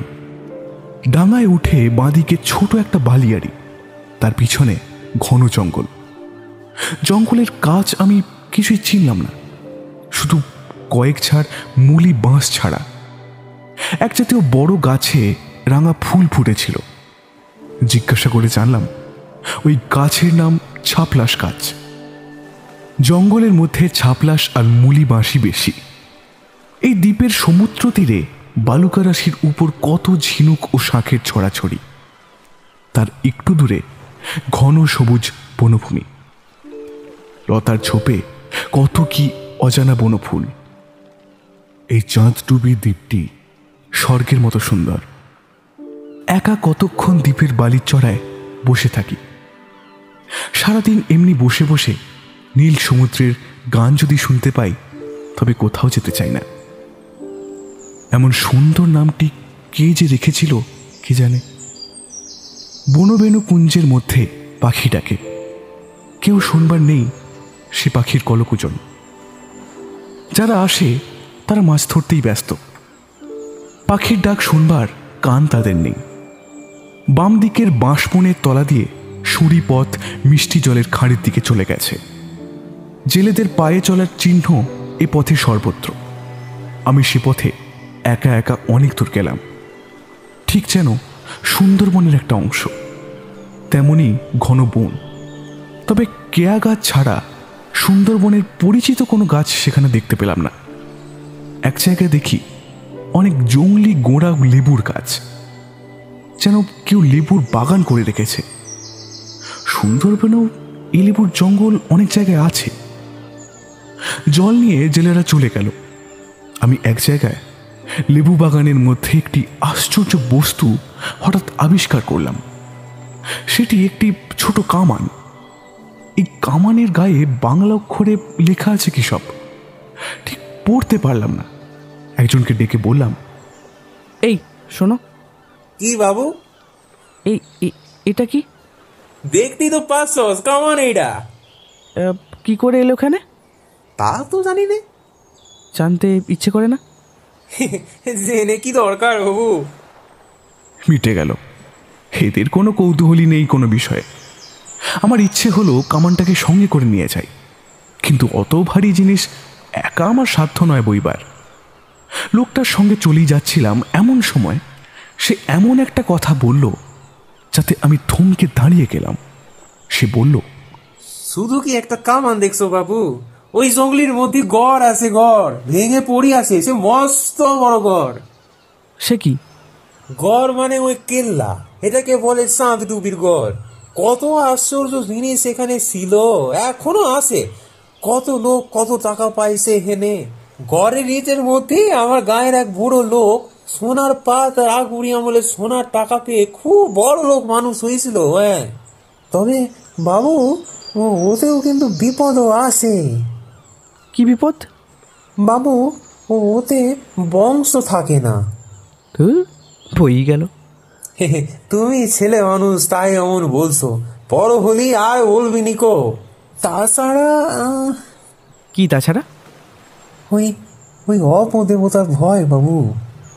ধুর, আমি ওসব মানি না। নেই বললি কি সাপের বিষ চলে যায় বাবু। সন্ধ্যের পর তেষ্টায় গলা শুকিয়ে মরে গেলেও কেউ চাঁদডুবির খালিতে জল নিতে আসেনি কো। বলো কি? হ্যাঁ, তুমি যাকে ওই জিজ্ঞেস করি দেখো। আর আমি যদি সন্ধ্যের পর এখানে থাকি? প্রাণ একবার খোয়াতে বসেছিলে, আবার খোয়াবে। চলো চলো, তোমায় একখান গপ্প বলবো। আমার কিন্তু ভূতের গল্প শোনবার বিশেষ আগ্রহ ছিল না। রাজবাড়ির ধ্বংসস্তূপ দেখেছিলাম সুন্দরবনে, এখানে শুনেছি কেল্লাও আছে। কাদের এসব জিনিস? কারা এখানে কেল্লা বা রাজবাড়ি বানিয়েছিল অতীতকালে? কারা এখানে তাদের অতীত গৌরব দিনের চিহ্ন ফেলে রেখে অজানার পথে চলে গেল? কে তারা? কি দিয়ে তারা ভাত খেত? কি ভাষা তারা কথা বলতো? কি করে দিন কাটতো? কি ভাবতো মনে মনে? এই সব কথা আমাকে এখনই কেউ কি বুঝিয়ে দিতে পারে? বড় কৌতূহল হলো এসব জানবার। কোনো অপদেবতার কাহিনী নয়, যা সত্যি ঘটেছিল তাই জানতে চাই, কোনো মন করা ঘটনা নয়। ডিঙিতে ফিরে গিয়ে বুড়ো মাঝি বদরুদ্দিনকে সব কথা বললাম। সে কি কিছু দেখেছে?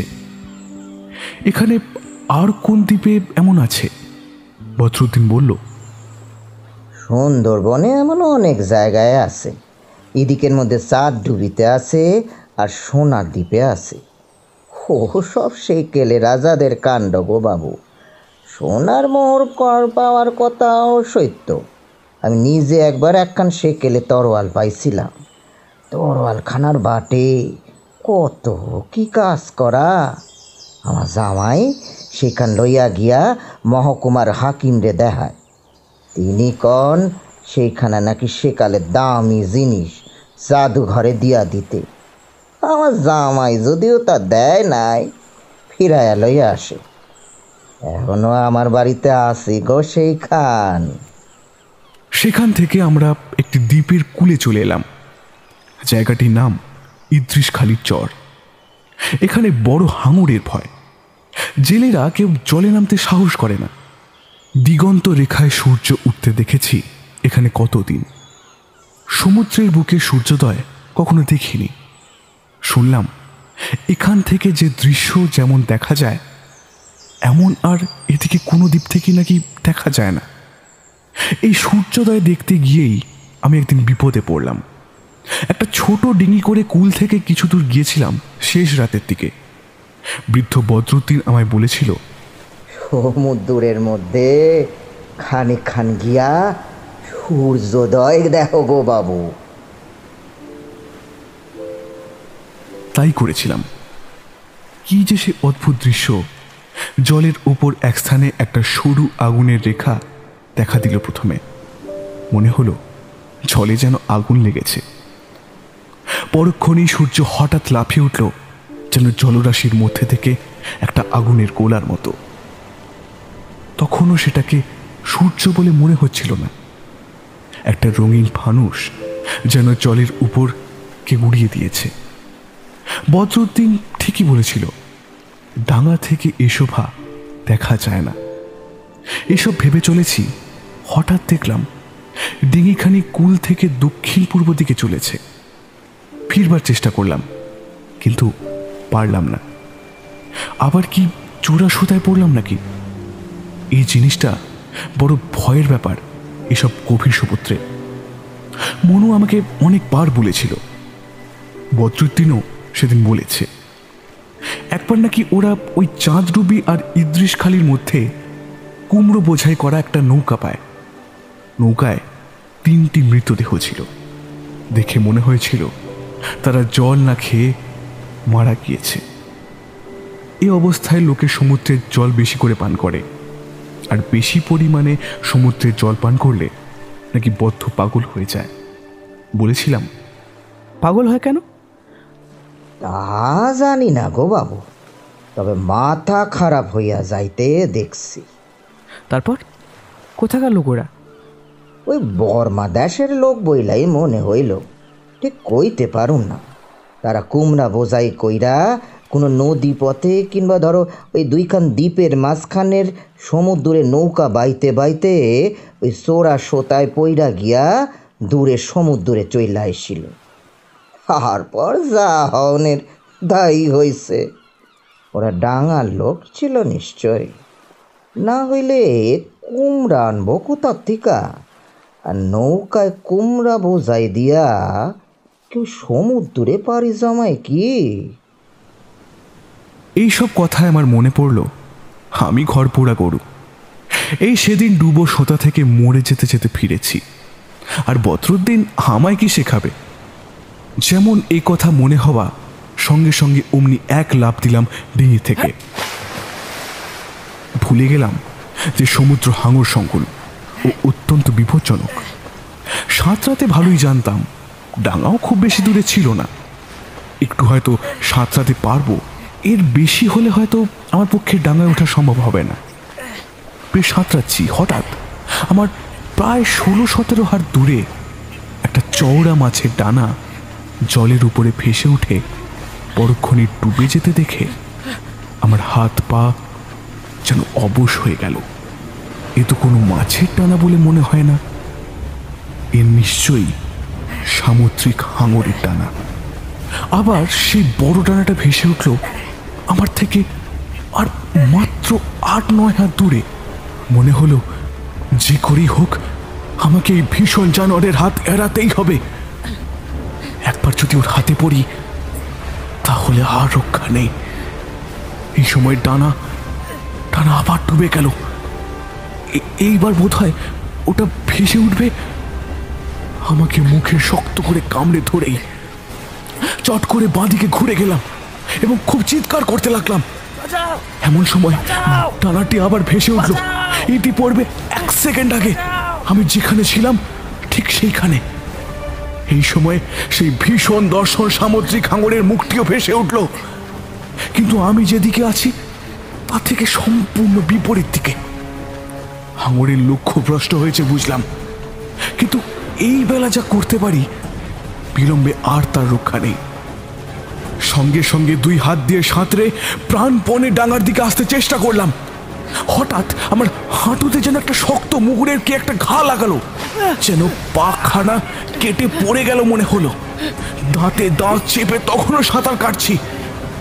যাক একখানা পা, ডাঙায় উঠতে না পারলে সমস্ত দেহখানায় যে চলে যাবে।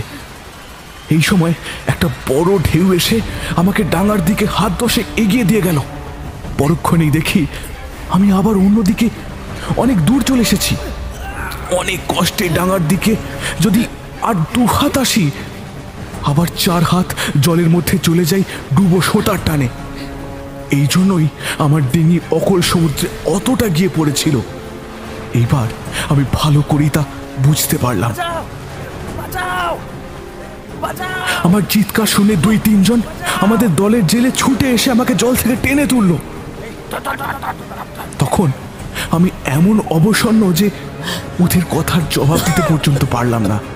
তারা বারবার বলতে লাগলো, খুব জোর বাইসা গেছো, এই সমুদ্রে পরে সাঁতার দেওয়া যে কি জিনিস তা তুমি জানো নে? জানি হ্যাঁ জানি, আমাকেও ছাড়েনি, হাঙরে তাড়া করেছিল। ওরা সমস্বরে বলে উঠল, হাঙরে না না না, হাঙর না, হাঙর নয়, হাঙরের হাতে পড়লে আর বাঁচতে হয় না। রাগের সাথে বললাম, কি হয় না, আলবাত বেঁচেছি। আমার পাশে 4 হাত তফাতে ওর ডানা লেগেছিল, ওর মুখও দেখেছি। ও তাহলে হাঙরের নয়? নিশ্চয়ই হাঙরের। বদরুদ্দিন সব শুনে বলল, বাবু ওরা ঠিকই কইছে, হাঙর ওইভাবে একবার জাগবো একবার ভাসবো না, হা কইরা তারা কইরা আইসা একের কামড়াইয়া ধরবো। ও হাঙর নয়। কি তবে ওটা? ওটা মহাশির মাছ, হাঙরের মতোই দেখতে, মুখখানো অনেকখান ওই হাঙরের মতো। আমি প্রথমটা বিশ্বাস করিনি। বদরুদ্দিন বলল, ও মাছ তোমারে দেখামো, আমাকে আরতে চলো। কোথায়? তার নাম কাসিম খালি, এখন ছোট্ট দ্বীপ। আর কি আছে সেখানে? কেউ না, শুধু আমরাই থাকি। কি হয় সেখানে? গেলেই দেখবা। ওই চাঁদ ডুবির মতো সুন্দর জায়গা? মন্দ নয়। একদিন কাছিমখালি দ্বীপে আমরা গিয়ে নোঙর করলাম। এখানে খড় দিয়ে এরা ছোট ছোট ঘর তৈরি করেছে। অকুল সমুদ্রের ধারে বাঁশের লম্বা আলনা ও বন্যলতা টাঙানো আলনা। মাছের রাশি এখানে রোদে শুকাবার জন্যই এই আলনার ব্যবস্থা। শুটকি মাছের দুর্গন্ধে সমুদ্র তীরের বাতাস ভারাক্রান্ত। খাতো এখানে শুধু মাছ আর ভাত, না ডাল না কোনো তরকারি। বেশি দিন কাঁচা তরকারি খেলে নাকি এক প্রকার রোগ হয়। সেই জন্য বদরুদ্দিন সেদিন আমাকে নিয়ে কাছাকাছি একটা দ্বীপে গেল। সেখানে বনের ছায়া ছায়ায় একরকম শাক গজায়। দুজনে তাই তুলে নৌকার খোলে জমা করলাম। শাকগুলির পাতা অবিকল থানকুনি পাতার মতো, কিন্তু আমরুল শাকের মতো টক। এখানে আর একটা ব্যাপার ঘটল। আমি শাক তুলতে তুলতে চারিদিকে চেয়ে দেখছি বদরুদ্দিন ডিঙিতে তামাক সাজতে গেছে। এমন সময় দেখি একজন বৃদ্ধ আমার দিকে আসছেন। মিনিট দুয়েকের মধ্যে বৃদ্ধটি আমার সামনে এসে দাঁড়িয়ে আমার দিকে অতি স্নেহপূর্ণ করুণ দৃষ্টিতে দেখতে লাগলেন, ঠিক যেন আমার দাদা মশাই। একবার অতি অল্প সময়ের জন্য মনে হলো আমার সেই দাদামশাই আমার সন্ধানে বের হয়ে এখানে এসে বুঝি পৌঁছেছেন। আমার মন কেমন করে উঠল আমার দাদামশাইয়ের জন্য। কিন্তু না, এই বৃদ্ধের রং আমার দাদামশাইয়ের চেয়ে সামান্য একটু কালো। সাদা দাড়িটিও বেশ লম্বা, পরনের কাপড় অতি ছিন্ন ভিন্ন ও মলিন। আমার দিকে খানিকটা চেয়ে তারপর তিনি বললেন, বাঙালি? আগে হ্যাঁ। কোথায় বাড়ি? সে অনেক দূর। এখানে কি করে এলে? মাছ ধরতে এসেছি, ওই কাছিমখালি। এখানে শাক তুলতে এসেছি। তা হিন্দু না মুসলমান? হিন্দু। তোমার সঙ্গী কই? ওই তামাক সাজতে গেছে ডিঙিতে। আচ্ছা দাদু, আপনি কে? আমিও বাঙালি হিন্দু, আমি এখানেই থাকি। এখানে কেন, এই জায়গা কি খারাপ? না না, তা বলিনি, খুব চমৎকার জায়গা। কিন্তু এখানে আপনি কি করেন? ব্যবসা করি। আমি অবাক হয়ে বৃদ্ধের স্নেহ কোমল মুখের দিকে তাকিয়ে থাকি। লোকটি পাগল নাকি? মুখ ও চোখের ভাবে কিন্তু পাগল বলে মনে হলো না। তবে এমন আবোল তাবোল বলছেন কেন? আমার চোখের বিষয়ের দৃষ্টি বৃদ্ধ বুঝতে পারলেন। বললেন, বিশ্বাস হয় না? হ্যাঁ না, মানে এখানে কিসের ব্যবসা? এসো আমার সঙ্গে, কাউকে কিছু বলো না। তা তোমার সঙ্গী কোথায়? সে এখন আসবে না, তামাক খেয়ে নাইবে সমুদ্রে বলে গিয়েছে। সে হিন্দু না মুসলমান? মুসলমান। আমাকে আমাকে খেতে দেবে সে? খাবেন? হ্যাঁ খাবো। আমি নিজেকেই নিয়ে আসছি। না না, সেই জন্যই নয়, আমি সকলের হাতেই খাই। কি আছে? আর চিড়ে খাবেন? ও, কতদিন চোখে দেখিনি। কিন্তু শোনো, এখন থাক, আগে চলো আমার সঙ্গে, তোমাকে দেখাই আগে। কেউ এসে পড়বার আগে। বড় গোপন জিনিস কিনা, বুঝলে দাদু? এসো এসো। আমার খানিকটা ভয় যে হলো না এমনটা নয়। এই অদ্ভুত দর্শন বৃদ্ধের সঙ্গে এই সম্পূর্ণ অপরিচিত স্থানে কি আমার যাওয়া উচিত? কিন্তু ভয়ই বা কিসের? আমি নবীন যুবক, আমার সঙ্গে শরীরের শক্তিতে এই বৃদ্ধ কতক্ষণ বেড়ে উঠবেন? গেলাম ওর সঙ্গে। কিছু দূর গিয়ে একটা বনের পিছনে পাতালতার একটা কুটির দেখে আমি অবাক হয়ে গেলাম। বৃদ্ধ আমাকে কুটিরের সামনে নিয়ে গেলেন। আমি বললাম, চারিদিকে এত কচ্ছপের খোলা কেন? বৃদ্ধ হেসে বললেন, ওই আমার ব্যবসা। কি ব্যবসা? ওই কচ্ছপের খোলার। এখানে কচ্ছপ ধরেন কি করে? এখানকার নাম কাছিমখালির চর। এখানকার সব দ্বীপের চরে সমুদ্র থেকে বড় কচ্ছপ উঠে ডাঙায় রোদ পোয়ায়, ডিমে তা দেয়। লোক তো নেই কোনো দিকে, উল্টে দিলেই হলো, আর নড়তে পারে না। কি বুঝলে? তারপর তারপর ওদের কাটি, মাংস খাই, ডিম খাই, আর কাছিমের খোলা বিক্রি করি। লোকে নৌকো করে এসে জমানো খোলা কিনে নিয়ে যায়, ওরাই চাল দিয়ে যায়। তবে অনেকদিন হলো আসেনি, চালও ফুরিয়ে গেছে। শুধু কাছিমের মাংস খেয়ে কি আর সবসময় ভালো লাগে বলো? তাও আজ 3 দিন হলে একটা কাছিমও ডাঙায় উঠে আসেনি। আমার সঙ্গে দেখা না হলে কি খেতেন? কেন, ঝিনুক? ঝিনুক? হ্যাঁ হ্যাঁ, খুব ভালো খেতে ওর শাঁসটা। তোমাকে খাওয়াবো। এসো এসো, এই ঘরের মধ্যে এসো এসো। কুটিরের মধ্যে ঢুকলাম। একটা ছিন্ন খেজুর পাতার চাটাই, একপাশে পাতা, তার উপরে একটা ছেঁড়া বালিশ, একটা ঝকঝকে মাজা কাঁসার চামবাটি ছাড়া অন্য কোনো মূল্যবান জিনিস ঘরের মধ্যে নেই।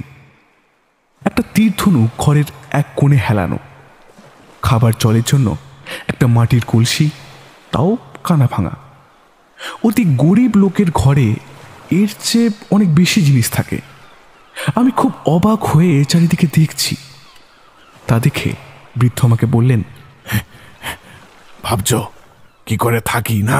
হ্যাঁ, তা নয় বাবা, বেশ থাকি। সত্যি? ঠিক তাই, খুব ভালো থাকি। কোনো মানুষ আমার নিন্দে করবে না, আমিও কারো নিন্দে করব না। মানুষ যেন কখনো মানুষের নিন্দে না করে, ওটা আমি সবচেয়ে বেশি অপছন্দ করি। বুঝলে কি না? এখানেই বেশ আছি। কি করে দিন কাটান আপনি এখানে? বৃদ্ধ হেসে উঠলেন।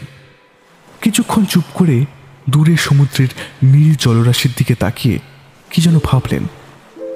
আমার সে সময় মনে হলো ইনি অতি অদ্ভুত ব্যক্তি। ইনার মতো মানুষ আমি এই প্রথম দেখছি। এর আগে যেসব মানুষ দেখেছি তারা যে ধরনের, ইনি একদম অন্য ধাতের মানুষ। এদের মতো চোখের দৃষ্টি কারো দেখিনি এ পর্যন্ত। আমিও কিছু না বলে চুপ করে থাকলাম। তিনি আমার দিকে তাকিয়ে বললেন, দিন এখানে বড় সুন্দর কাটে, এত সুন্দর কাটে যে আমি এই জায়গা ছেড়ে অন্য কোথাও যেতে চাই না। কি করেন সারাদিন? সারাদিন বসেই থাকি। বসে? ওই সমুদ্রের থেকে চেয়ে বসে? আরে না না, তা ঠিক নয়। আমাকে তো খেতে হবে। কাছিমকে চিৎ করিয়ে দিয়ে তার মাংস কাটি, এটা একটা বড় কাজ না? ঝিনুক কুড়াই বালুর চর থেকে, এটাও একটা বড় কাজ। শ্বাস ছাড়াই, বড় একটা কাজ। কি বলো? বৃদ্ধ যেন শিশুর মতো সরল। আমার বড় ভালো লাগে। ঠিক আমার দাদামশাইয়ের মতনই বটে। মনে হলো যেন ইনি আমার বহুদিনের পরিচিত। উনি বললেন, তুমি ভাবছ কেমন করে থাকেন? হ্যাঁ, হে দ্বীপের রূপ দিনের মধ্যে এতবার বদলায়, যত দেখবে তত আরো দেখতে ইচ্ছে করবে। দেখে দেখে বুদ্ধি ফুরোয়। ভালো কথা, আজ সন্ধ্যের সময় সূর্য অস্ত যাওয়াটা একবার এই দ্বীপের একটা জায়গা থেকে দেখো তো। একটা গাছ আছে, তার উপর আমি চড়ে থাকি। তোমাকেও চড়াবো, দেখলে মোহিত হয়ে যাবে। হ্যাঁ হ্যাঁ। আমি দেখেছি। কি দেখেছো? উদয় ও অস্ত দুই দেখেছি। আমি বারদরিয়ায় হারিয়ে গিয়ে তো এখানে এসেছি। সে সময় নৌকায় বসে 3 দিন 3 রাত এইসবই দেখেছি। তাহলে তুমি বুঝতে পারবে, সবই তো জানো। এ জিনিস অনেকেই দেখতে পায় না। এমন দ্বীপ না হলে এরকমটি আর দেখা যায় না। এই দাঁড়াও, তোমাকে একটা জিনিস দেখাই। বৃদ্ধ উঠে গিয়ে ঘরের কোণ থেকে একটা ছেঁড়া ন্যাকড়ার পুটুলি এনে আমার সামনে খুলে বললেন, এই দেখো। আমি বিস্ময়ে অবাক হয়ে বৃদ্ধের মুখের দিকে তাকালাম। এ কি? এই যে অতি সুন্দর অনেকগুলো মুক্ত, তাদের মধ্যে কতগুলো আবার অত্যন্ত বড় বড়। সব শুদ্ধ গুণে দেখলাম প্রায় 26টা মুক্ত। তার মধ্যে 5টি খুব বড় ও খুবই সুন্দর। আমি জীবনে কখনো এক জায়গায় এত মুক্ত দেখিনি। বৃদ্ধ বিজয়ীর গর্বভরে বললেন, সব কিন্তু ঝিনুক থেকে সংগ্রহ করেছি। শ্বাস খাবো বলে ঝিনুক কাটতে গিয়ে সব পেয়েছি। হ্যাঁ। কতদিনে? তা ওই 2 বছরে 3 বছরে। আপনি কাছিমের খোলা বিক্রি করেন, অথচ মুক্ত বেচেন না? কাউকে দেখাই না, অনেক টাকার জিনিস তো। টাকা হলে মনে অহংকার আসবে, বিলাসের ইচ্ছা আসবে, তখন এমন সুন্দর জায়গা থেকে চিরনির্বাসন হবে। আপনার মুক্ত কত টাকার? তুমি বলো দেখি কত? আমি ছেলে মানুষ, কি জানি, বলুন। বললে বিশ্বাস করবে? হ্যাঁ, আপনি বললে ঠিক বিশ্বাস হবে। যদি বলি 2 লাখ টাকার উপর? হ্যাঁ। আমি চমকে উঠলাম। 2 লাখ? আমি 1000-2-3 কথা ভেবেছিলাম, লাখের কোনো ধারণা আমার মাথার মধ্যে নেই। কি আশ্চর্য ধরনের বৃদ্ধ! এই খেজুর চাটাইয়ে শোন, ভাঙা কলসিতে জল পান করেন, খান কাছিমের মাংস কিংবা ঝিনুকের শ্বাস। এদিকে ওনার ভাঙা কুটির ঘরে 2 লাখ টাকার মুক্ত অবহেলায় এক কোণে মাকড়সার জালে ঢাকা পড়ে আছে। আমাকে নির্বাক দেখে বৃদ্ধ বললেন, কে বিশ্বাস হলো না? তা না, বিশ্বাস হয়েছে, তবে আপনি তো পুরো অদ্ভুত লোক। কিছু অদ্ভুত না, আমার দরকার থাকলে আজ বড় লোক হতাম, বড় মানুষ হতাম, শহরে বাড়ি করতাম, জুড়ি গাড়ি করতাম, কিন্তু আমার আর দরকার কি বলো? আমার এইসবের কোনো দরকার নেই। আচ্ছা, সংসারে আপনার কেউ নেই? হ্যাঁ, সবই আছে। হ্যাঁ, তো তাদের টাকা দিয়ে দিন, তাদের তো দরকার আছে। কত গরিব লোক আছে, তাদেরও দিয়ে দিন। তুমি এসেছো, খুব ভালো, এখানে থেকো। সেই মুসলমান মাঝিকে আমি বুঝিয়ে বলবো না হয়, তুমি আর আমি মিলে দুজন এখানে থাকি, কি বলো? রাজি? হ্যাঁ, রাজি। তবে ঝিনুকের শ্বাস খেয়ে থাকতে হবে কিন্তু। আমি আপনার মুক্ত চাই না, আমাকে আপনার ভালো লেগেছে, তাই আপনার কাছে থাকবো। বদরুদ্দিনকে সব কথা বললাম, অবশ্য মুক্তর কথা বাদে। সে আমাকে অনেক নিষেধ করল। ওই বৃদ্ধ নাকি উন্মাদ, ওকে সবাই জানে। আজ অনেক দিন ধরে এই দ্বীপে তিনি একা আছেন, কচ্ছপের খোলায় বাস করেন, তাও শোনা গেছে। ওর সঙ্গে থেকে কি লাভ? অবশেষে আমার দৃঢ়তা দেখে সে চলে গেল। বলল সে আবার আসবে, যদি কোনো অসুবিধা হয় সে এসে আমাকে এখান থেকে নিয়ে যাবে। সেই থেকে আমার এক নতুন জীবন শুরু হলো। এইভাবে প্রায় 2 মাস কেটে গেল। বর্ষা নামল। এখানে বর্ষাটা বড় বেশি, দিন রাতের মধ্যে বিরাম নেই। বৃদ্ধকে এই বর্ষায় ঘরের বাইরে যেতে দিই না। জেলেদের সঙ্গে থেকে মাছ ধরবার পদ্ধতি শিখে নিয়েছিলাম।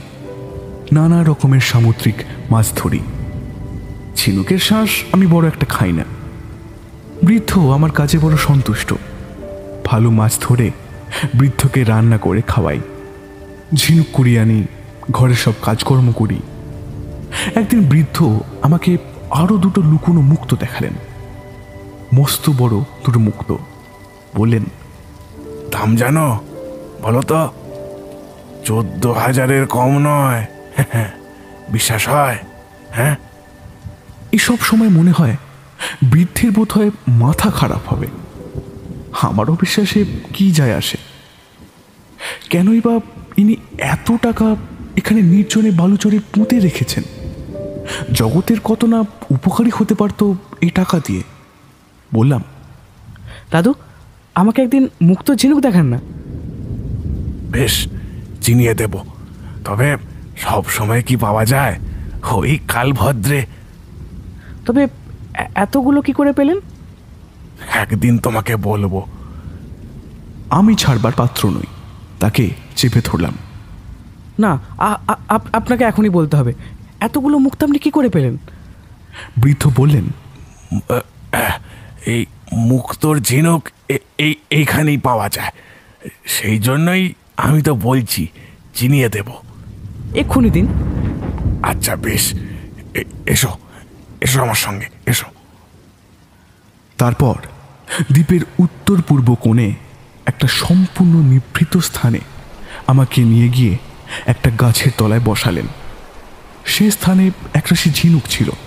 আমায় বললেন, এর নিচের সমুদ্রে একটা পাহাড় আছে জলের তলায়। সেই পাহাড়ের গায়ে লিপ্টে থাকে যেসব ঝিনুক, সবগুলি প্রায় মুক্ত গর্ভা ঝিনুক। হ্যাঁ, সব? ওই ধরো 100টার মধ্যে 7-8টা। এই হলো আপনার সব? হরিনাম সব, ওই বেশি। ডুব দিয়ে পাহাড়ের গা থেকে ওগুলো তুলতে হয়। এখানে আবার হাঙরের ভয় এখানকার জলে, একটু সাবধান হতে হয়। চলো চলো, তোমাকে দেখিয়ে দিই। একটা গাছের নিচে পথ দিয়ে আমরা সোজা নেমে আসি সমুদ্রের বালুতটে। জলে নেমে হঠাৎ বাঁ দিকে এক কোমর জলে দাঁড়িয়ে বৃদ্ধ বললেন, এসো, সোজা চলো 10 পা, তারপর ডুব দিলেই সেই পাহাড়। সোজা চলো, সোজা। হ্যাঁ। আমি বৃদ্ধের কথা মতো সেখানটাতে ডুব দিয়ে দেখলাম ছোট পাথরের একটা চড়া সেখানটাতে আছে বটে। ডুব দিয়ে পাথরের গা থেকে আমি 8-10টা ঝিনুক তুলে আনলাম।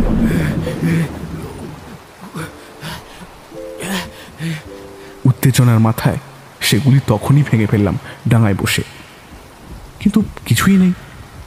আমার হতাশা দেখে বৃদ্ধ বললেন, সারাদিন তুলে যদি একটা মুক্ত পাওয়া যায় তাহলে যথেষ্ট হয়েছে বিবেচনা করবে। এ কাজে বড় পরিশ্রম বাবা, বড় পরিশ্রম। হ্যাঁ, তা তো দেখছি, তাতে ভয় কি? আমি রোজ ঝিনুক খেতাম, মুক্ত হতো বাড়তি। কি বুঝলে? কতদিনে কত পেতেন? প্রায় 10,000 টাকার জিনিস। হ্যাঁ। তবে কাছিমের খোলার ব্যবসা করেন কেন? আমি কোনো ব্যবসাই করি না। ব্যবসা করেন না? ঠিক। সে তুমি ছেলে মানুষ, বুঝবে না। খোলা দিলে চাল ডাল পাই। কিন্তু মুক্ত দিলে তো আরো চাল ডাল টাকা পাবেন। তাহলে আমার শান্তি নষ্ট হবে, ডাকাতের হাতে প্রাণও যেতে পারে। এখন সবাই জানে আমি গরিব মানুষ, সকলে দয়া করে, পাগল ভেবে করুণাও করে। কিন্তু আজ যদি তারা জানে আমি মুক্তর মালিক, এই বদরুদ্দিনের দলই আমায় তখন খুন করবে, দেখবে। হ্যাঁ, সে কথা ঠিক। আমার দরকার নেই অর্থের, এই বেশ আছি। কিন্তু আপনার না থাকে দেশের বহু ভালো কাজ হয় অগাধ টাকায়। হাসপাতাল হয়, স্কুল হয়, গরিব ছেলে মেয়েদের লেখাপড়া হয়। সব হয়, বুঝি। সময় হলে করব একদিন, না হয়। আমি সব সহ্য করলাম এখানে। এই নির্জনতা, এই খাবার কষ্ট, এই কাজতলায় দিনরাত্রি কাটানো। আমার অত্যন্ত ভালো লাগলো বৃদ্ধকে। কুবেরের মতো ধনী মানুষ আজ এই ব্যক্তি কিসের আশায় এই নির্জন দ্বীপে কাছিমের মাংস আর ঝিনুকের শ্বাস খেয়ে কাটাচ্ছেন? কতবার জিজ্ঞাসা করি, কোনো স্পষ্ট উত্তর পাই না। এমন আশ্চর্য নিস্পৃহ মন আমাকে গোপনীয় মুক্তর ভাড়ার দেখিয়ে দিয়ে এমন নিশ্চিন্ত থাকেন কি করে? আমি তো চুরি করতে পারি, অন্য কোথাও লুকিয়েও রাখতে পারি, যেখানে সেখানে এত টাকার মুক্ত ফেলে রেখে একবার খোঁজও করেন না। একদিন আমি বললাম, আচ্ছা, আমাকে এত বিশ্বাস করলেন কি করে? বৃদ্ধ হেসে বললেন, কেন? আমি মুক্ত নিতে পারি না ভাবছেন? নেবে তো নাও, কে বারণ করেছে? আপনি কিছুই ভাববেন না? কেন ভাববো? বেশ, সত্যি বলছি। তোমার দরকার থাকে তুমি নিও, কি আছে? আমার কিছু দরকার নেই দাদু, আপনি আমাকে নিজের কাছে রাখুন, এই আমার দরকার। সে তো থাকবেই। কিছুদিন ধরে সেই বৃদ্ধ দাদুর কাছ থেকে এটুকু বুঝলাম, এমন অদ্ভুত ও অসাধারণ ধরনের লোক সদা সর্বদা দেখা যায় না। শরীরের বা মনের কোনো বিলাস নেই, অথচ মনে সর্বদা আনন্দ। এই খেয়ে ও এভাবে থেকে কি করে একটা লোক এত আনন্দ পেতে পারেন আমার মাথায় আসে না। দাদু আমাকে সারাদিন লেখাপড়া শেখাতে লাগলেন, সবই মুখে মুখে। সমুদ্রে জোয়ার ভাটা কেন হয়, গ্রহ নক্ষত্র কি, কত রকমের ঝিনুক আছে, কতগুলো সমুদ্র আছে পৃথিবীতে, পৃথিবীটাই বা কি। নিত্য নতুন শিক্ষার আনন্দে আমার মন মেতে উঠল। কত যত্নে, কত স্নেহের সঙ্গে দাদু আমাকে সব কথা বুঝিয়ে বলেন, কত ধৈর্যের সঙ্গে বারবার বুঝিয়ে দেন। ক্রমে বর্ষা কেটে শরৎ পড়ে গেল, সমুদ্র শান্ত হল। সেদিন সমুদ্রের ধারে বসে দাদু আমাকে দেশের অতীত ইতিহাস বলছিলেন। আমি হঠাৎ জিজ্ঞাসা করে বসলাম, দাদু একটা কথা বলবো? বলো। আপনি কোন জেলার লোক, আর এখানেই বা এলেন কেন? দাদু কিছুক্ষণ চুপ করে সমুদ্রের দিকে তাকালেন। আমি একজন সাধারণ লোক, ব্যাস, আর কিছুই নই। না, ওসব শুনবো না, আজকে খুলে বলুন না কেন, মানে এখানে এখানে কি করে এলেন আপনি?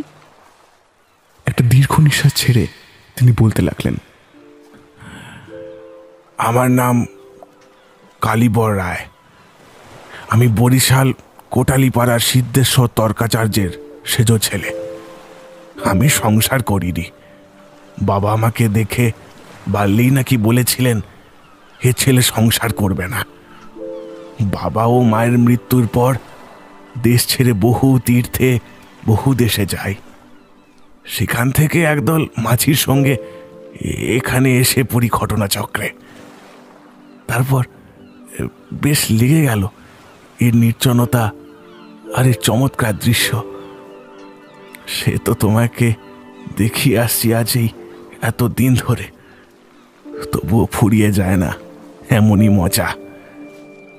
সেই থেকেই এখানে রয়ে গেলাম, আছিও আর থাকবো। টাকার মালিক হয়ে আর অশান্তির সৃষ্টি করতে চাই না, বেশ সুখেই আছি। দাদুর মুখে তার জীবনের ইতিহাস শুনে আমার কেবলই মনে হচ্ছিল ঝিনুকের মধ্যে বড় মুক্তির সন্ধান পেয়েছি যেন। অন্য কোনো ঐশ্বর্যে আমার দরকার কি? এনার পদতলে বসে কত শিখতে পারি, কত জানতে পারি, সারাটা জীবন ধরে শিখলেও হয়তো ফুরোবে না। দাদু আমাকে সেই প্রথম দিনটি থেকে বড় স্নেহ করতেন, কত গল্প বলতেন, কত উপদেশ দিতেন। তার একটি অমূল্য উপদেশ ছিল, সময় কখনো নষ্ট করতে নেই, বুঝলে দাদু ভাই, সময় কখনো নষ্ট করতে নেই। খুব সাধারণ কথা বলে মনে হতে পারে, কিন্তু এত বড় উপদেশ আমার জীবনে আমি শুনিনি। একদিন বললাম, দাদু একবার দেশে যাবার বড় ইচ্ছে করে, কিন্তু আপনাকে ছেড়ে যেতে মন করে না। যাও না, ঘুরে এসো, আমি তো এখানে আছি। এবার বদরুদ্দিনের নৌকা এলে ওদের সঙ্গে যেও। আবার আসবো কিন্তু। বারে, তুমি না এলে আমারও কি কষ্ট কম হবে দাদু ভাই? হ্যাঁ। এই কথাবার্তার পর বহুদিন কোনো নৌকা আসতো না। সে বোধ হয় আমার সৌভাগ্যবশতই। অমন মহাপুরুষের সঙ্গ পাওয়া কি অতই সস্তা? ঋতু পরিবর্তনের অপূর্ব রূপ সেবার সমুদ্রের ওপর প্রত্যক্ষ করবার সুযোগ হলো। বিরাট আকাশের রং পরিবর্তনের সঙ্গে সঙ্গে বিরাট সমুদ্রের রঙও বদলালো। সমুদ্র যেন আকাশেরই দর্পণ। আকাশে মৌসুমি হাওয়ায় ঘন বর্ষার মেঘ জমবার সঙ্গে সঙ্গে সমুদ্রের রং ঘষা পয়সার মতো হয়ে গেল। বৃষ্টি ঝরা মেঘপুঞ্জের দিকে তাকিয়ে দাদু সংস্কৃত কবিতা আবৃত্তি করতেন। কোনো নাকি এক বড় কবি তার নাম কালিদাস। তিনি আষাঢ় মাসের প্রথম মেঘরাশির ছন্দ কাব্যে গেঁথে রেখে গিয়েছেন। আমি মূর্খ, সংস্কৃত জানি না। দাদু মস্ত পণ্ডিতের সন্তান। আমাকে সুর করে সংস্কৃত কবিতার ছন্দ যখন বোঝাতেন, পিছনে বইত অনন্ত নীল সাগর, মাথার উপরে মেঘ ভারাক্রান্ত নভস্থল। যেন কোনো নতুন দেশের নতুন জীবনের সন্ধান পেলাম এতদিনে। সমস্ত টাকা কড়ির স্বপ্ন যার কাছে তুচ্ছ হয়ে যায়। একদিন বদরুদ্দিন মাঝি আসলো। দাদু বললেন, কি দাদু, চললে সত্যি? হ্যাঁ, আপনি যা বলেন। যাও যাও, দেশ থেকে ঘুরে এসো, আমার শিষ্য করে নেব তোমাকে। হ্যাঁ, আমি শুধু আপনার এখানে থাকতে চাই। আমার কি অনিচ্ছে? দেশে অনেক দিন যাওনি, যাও ঘুরে এসো। যাবার আগের দিন সন্ধ্যার সময় দাদু আমাকে সমুদ্রের ধারে ডেকে নিয়ে গিয়ে বললেন, দাদু ভাই, সাবধানে থেকো, আবার এসো কিন্তু। হ্যাঁ, আর আর একটা কথা। কি? কি নেবে বলো? কি নেব? যা ইচ্ছে, মুক্তো নিয়ে যাও তাহলে। হ্যাঁ, মুক্ত? আচ্ছা, ভেবে বলবো। ভাবার কি আছে এর মধ্যে? আসলে আপনার শিষ্য কি বৃথা হয়েছি? ভেবে দেখবো, তারপর বলবো। একা একা বিস্তীর্ণ বালুতটে দাঁড়িয়ে কত কি ভাবলাম। দাদুর মুক্ত নেব? দাদু কিছু বলবেন না জানি, যত খুশি নিতে পারি বটে, কিন্তু বেশি টাকা হাতে পেলে আমি শান্তি পাব না। তবে দাদুর স্নেহের উপহারস্বরূপ তার মলিন স্মৃতির চিহ্ন হিসাবে একটা মাত্র মুক্ত তার হাত থেকে গ্রহণ করব। দাদু পরদিন বললেন, তা দাদু কি নেবে বলো? কিছুই না, কেবল আপনার স্মৃতিস্বরূপ একটাই মুক্ত নেব আপনার হাত থেকে। দাদু মুচকি হাসলেন, বললেন, খুব বিস্মিত হলাম। তুমি ছেলে মানুষ, এ পরীক্ষায় উত্তীর্ণ হওয়া সোজা কথা নয়। অনেক বড় বড় লোক পারে না। আশীর্বাদ করি দাদু ভাই, মানুষ হও, অনেক বড় মানুষ হও। মানুষ হও মানে বড় লোক হও না তো? টাকার বড় লোক না, বড় মানুষ হও। এসো এসো দাদু ভাই, এসো। দাদু একটা পুটুলি খুলে একটি মুক্তো আমার হাতে দিলেন। পুটুলিটি ঘরের এক কোণে অযত্নে পড়েছিল। এই মুক্তোটি কখনো দেখিনি। দেখেই চমকে উঠলাম, বললাম, এ দিলেন কেন? দাদু স্নেহ বিগলিত কণ্ঠে বললেন, আমার আমার স্বাদ, এটা নিয়ে যাও, এটা তোমাকে দিলাম, রাখো। হ্যাঁ, রাখো। বদরুদ্দিনের নৌকাতে উঠবার সময় তার পায়ের ধুলো নিয়ে মাথায় দিলাম। তার চোখে জলের মতো ওকে চিকচিক করছে। অনেক দূর থেকে দেখি তিনি ছবির মতন সমুদ্র বেলায় এক দৃষ্টে দাঁড়িয়ে আমাদের নৌকার দিকে চেয়ে আছেন। বাড়ি ফিরলাম, কিন্তু ফিরে যা শুনলাম তাতে স্তম্ভিত হয়ে গেলাম। আমার মা আর নেই। দাদামশাই আছেন বটে, কিন্তু একেবারে শয্যাশায়ী, শরীর জীর্ণ শীর্ণ, অস্থি কঙ্কালসার। আমাকে হারিয়ে দারুণ দুঃখে মৃতপ্রায়। এই দীর্ঘ 7 বছরে আমার চেহারায় অনেক পরিবর্তন হয়েছিল, তবু আমায় দেখা মাত্র তিনি অতি কষ্টে উঠে বসলেন। আমায় বললেন, দাদু রে আমার, আমার দাদু, হায় হায়। বলে দাদামশাই আমাকে বুকে জড়িয়ে ধরলেন। আশ্চর্যের বিষয়, আমার প্রত্যাগমনের পর থেকে তিনি ক্রমশ সুস্থ হয়ে উঠলেন, হাতে পায়ে বল পেলেন। একদিন তাকে প্রথম থেকে আমার সমস্ত ঘটনা বসে বসে বললাম। সেই দাদুর কথা শুনে দাদামশাই 2 হাত জড়ো করে বারবার তার উদ্দেশ্যে প্রণাম করলেন। তখন বললাম, দাঁড়ান, একটা জিনিস দেখাই। পরে মুক্তটি বের করে তার হাতে দিলাম। দাদামশাই বৈষয়িক ব্যক্তি, মুক্ত চিনতেন। বিস্ময়ে তার চোখ বড় বড় হয়ে উঠল। বললেন, কে দিলেন? তিনি? হ্যাঁ। এর দাম কত তোমার আন্দাজ হয় দাদু ভাই? তা জানি না। অন্তত 20,000 টাকা। এই নিয়ে একটা ব্যবসা করো দাদু, আমি সব ঠিক করে দেব। ব্যবসা?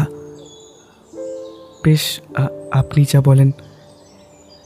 তুমি সত্যি বড় মানুষের দেখা পেয়েছিলে দাদু, বড় মানুষের দেখা পেয়েছিলে। দাদামশাইকে ছেড়ে যেতে পারলাম না কোথাও। তার মুখের দিকে চেয়ে বড় মায়া হতো। আমাকে আবার হারালে বৃদ্ধ এবার আর হয়তো বাঁচবেন না। ব্যবসা করছি, উন্নতিও হয়েছে।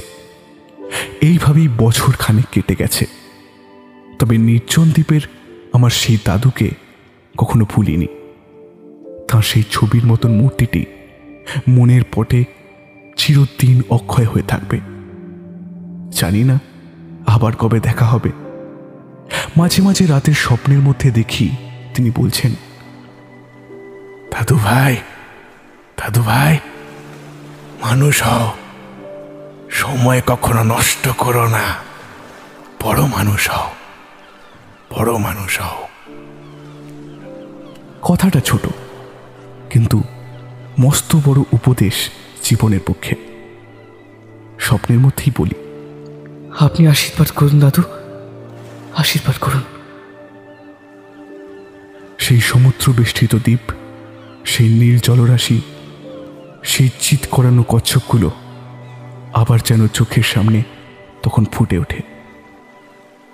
মনে পড়ে সুন্দরবনের সেই 7 বছর।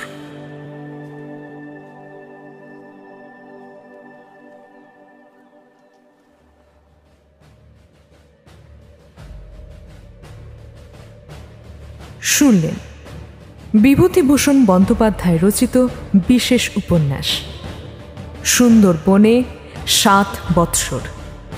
এই গল্পে কথক, ফরেস্ট অফিসার, অভিভাবক, মনুর বাবা, বৃদ্ধ ওঝা, দাদামশাই ও বৃদ্ধ দাদুর ভূমিকায় শুভ, সুন্দরবনের মায়ের ভূমিকায় সমৃদ্ধি, নিবারণের ভূমিকায় সাংখ্য, মনুর ভূমিকায় অনমিত্র, কালু ও লোকের ভূমিকায় মলয়, বরকন্দাজ ও আরেক ডাকাতের ভূমিকায় শিব, বদরুদ্দিনের ভূমিকায় কৌশিক, অন্য এক ফরেস্ট অফিসার ও অন্যান্য ভূমিকায় অগ্নিশ্বর।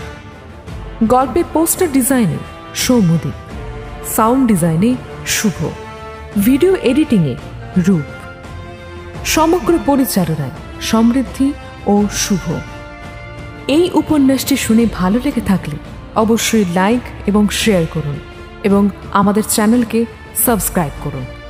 পরের সপ্তাহে ফিরে আসছি আবার এক রোমাঞ্চকর গল্প নিয়ে। শুনতে থাকুন দ্য ওয়ান্ডার ইন বুকশেলফ।